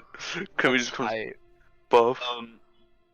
Grimby, because he was just being picked on for being tiny, is absolutely picking these bad boys up. They do require attunement as well. But, yep. 200. Yeah, Grimby's gonna kind of slide him on, and he's gonna turn around and go, "Oh, you like me now?" This is pretty cool on you. Oh, thank you. That'll be 375 gold. Alright. Anything else? Oh, and he is reluctantly also gonna buy the sneezing and choking because he had been asked to. I mean, I could split it with you later, but I'm broke. Fine. I do have a Easy question. come, easy go, right? So you said for like whatever level spell, the equation is spell level squared times 400. Yeah. Oh damn, oh Jesus, that's gonna be a lot. Okay, that's a little expensive then. So the highest you could do right now is 2. So that the 400 is for if it's not your spell class. So if it's not a paladin spell. Oh, so it'd be 100 instead. Also, it'd be 200. 200, yeah. It's above there. So if you did a paladin spell, say you did 2nd level, it would be 800 gold per charge. These are like long term. Like I wanted to set it up like a long term thing. You could just jump whatever you wanted on there. Oh, okay. Yeah, I was looking at Destructive Wave. That's 5th level, so it was gonna be a while before you even. You'd have to be 7th level before you even could do that. So we can attune to 3 things, is that right? Yeah. Okay. Got it. Do the enchantments, is it like a action or bonus action or anything, or do you just get to? It's whatever the spell. Use a charge. It's whatever the spell is. So if it's the spell consumes an action like Fireball, then it's your action. If it's a bonus action like Misty Step, then it's your bonus action. Or if it's a reaction like Shield, then it's a reaction. It's just whatever the spell is, and it consumes a charge when you use it instead of a spell slot.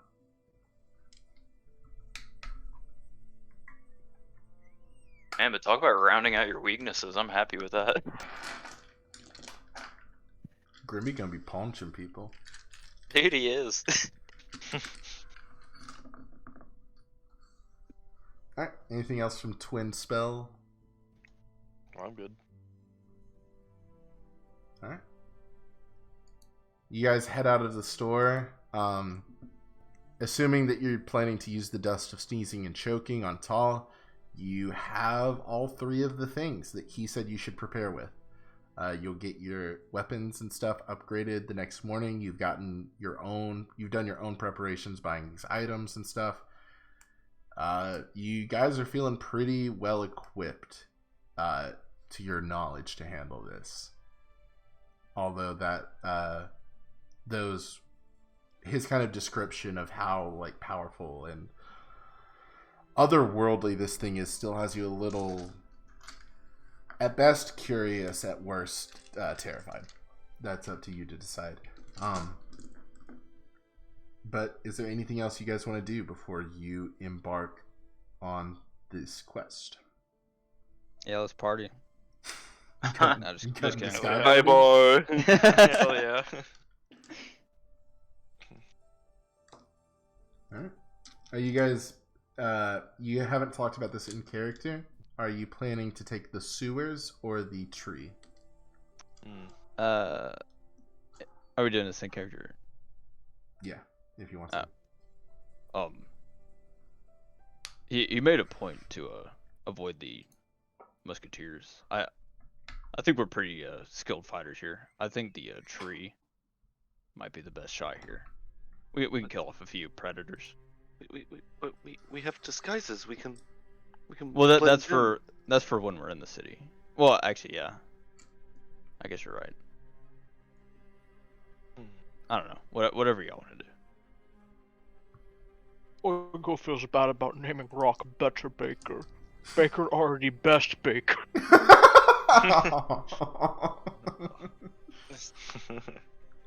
Boyko just make cruel joke to fit in.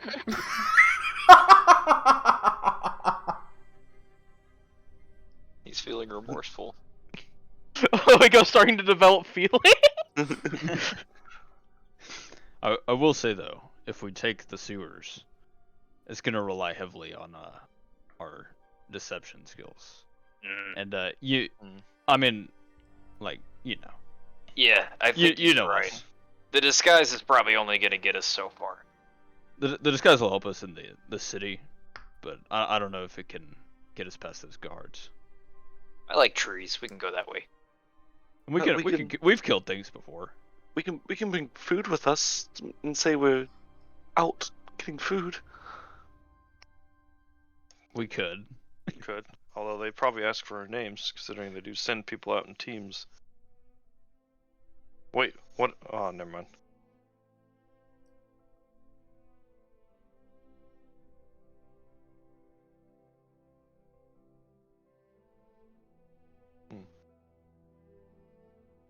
How about we vote?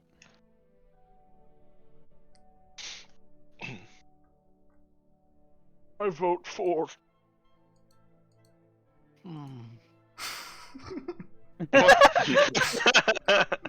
I vote for sewer. He rolled a 3 in intelligence. Crimpy also. I vote for sewer. God. Alright, I vote for I vote for the tree. Alright, Baker, you're the tiebreaker. You're the tiebreaker. I was gonna roll an intelligence here to see. Hell yeah, dude. God damn. It's a. I'm trying to think what Baker would think.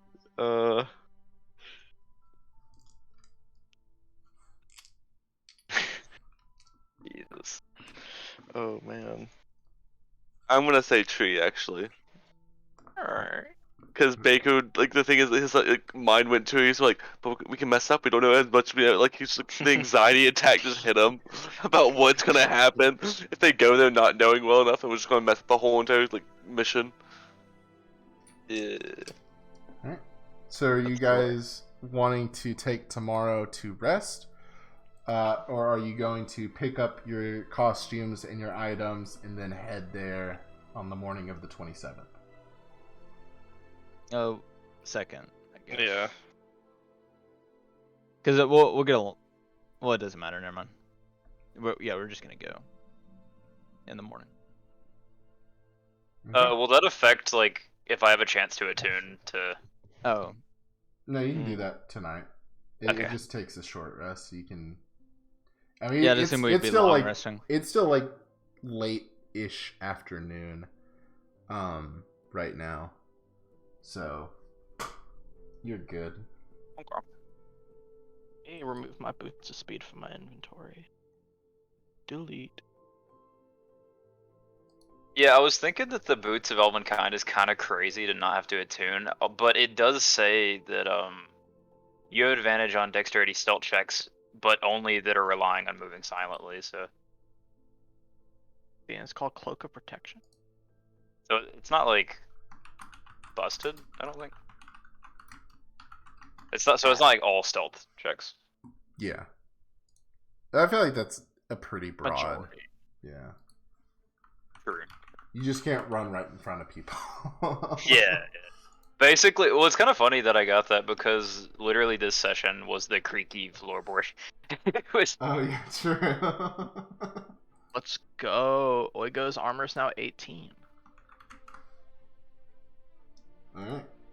You guys fit yourselves with your new items and stuff that night. What's going through your heads, or are you doing anything before you depart on this I did not mean to do that. the next morning?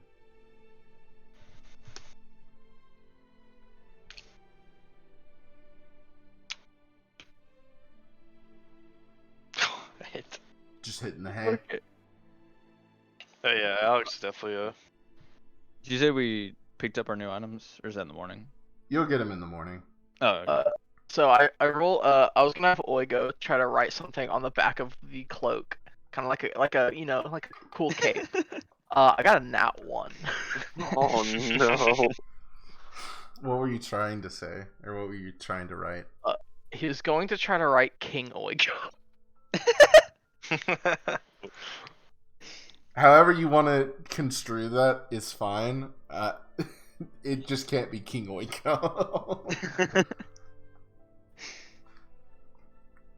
Put Cuck Oiko. No, yeah. Yeah, you see Oigo's cape now says Kong Bong.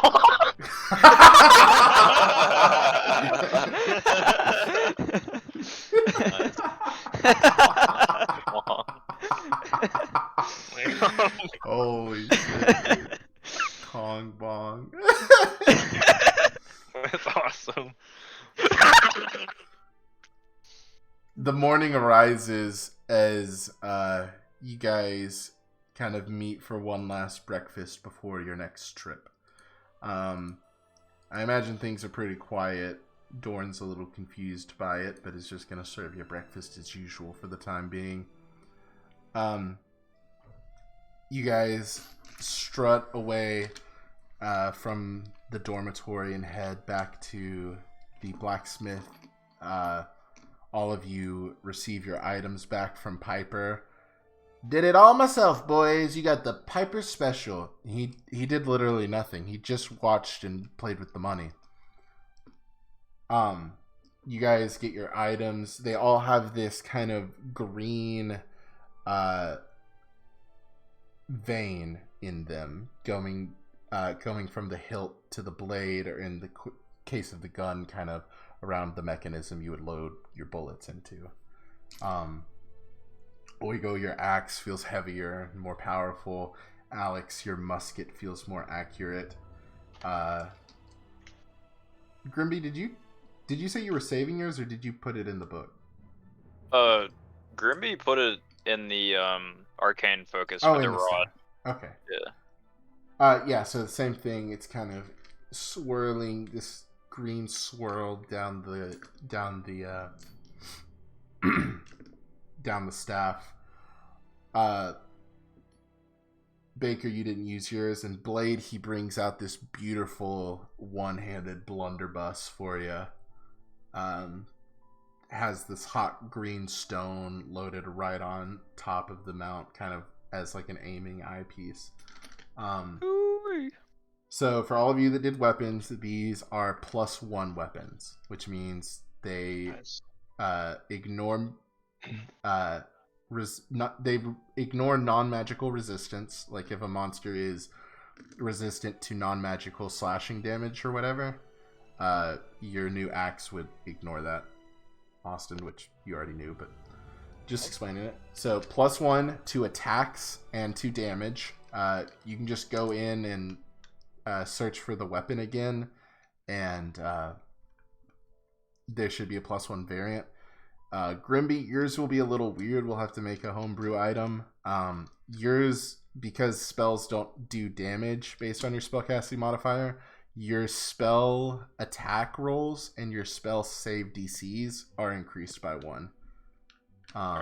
So what is your attack roll on Eldritch Blast? For like to hit? Yeah. It's a +7. Okay, so now it would be a +8. Okay. And then what is your your spell save DC? Like if someone has to make a save for a spell. It's 15. So it'll be 16 now. Nice. So I'm searching. It's like it has it for pistol. It'll have the +1, but it doesn't for blunderbuss. Weapons are easy because you can just click on them and modify them. We can do it after the session if anyone needs help doing it. It's not hard. From here, you guys head back to the Vales Market and get your costumes from Pharaoh. They are very excellently done. They are slightly different colored, so they don't look all the same, but it basically looks like you took one of these Morbi and just skinned them. Oh god. Epic. Very, very well craftsman. Very good craftsmanship. And with that, any last words before you depart?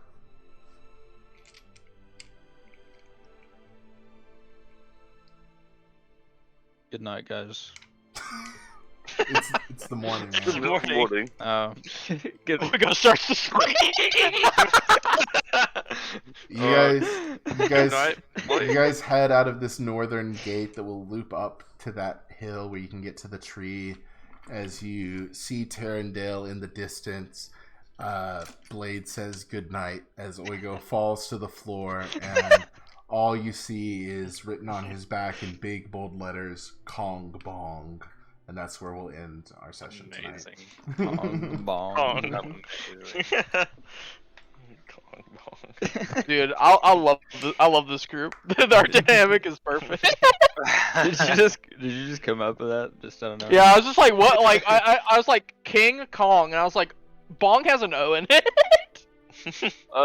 Also, so I'm adjusting these numbers for like the spell attacks and the DC. Do you think it's fine to just go into customize and put like a DC bonus of 1? Yeah, so you can do each spell individually. You can do it that way, or you can just put in an item that will automatically do it. Whichever one you want to do. That's Yeah, I think probably there's a. better. I think they are required. Yeah, because I know there are like arcane books and stuff that give you like a +1 to spell save DCs.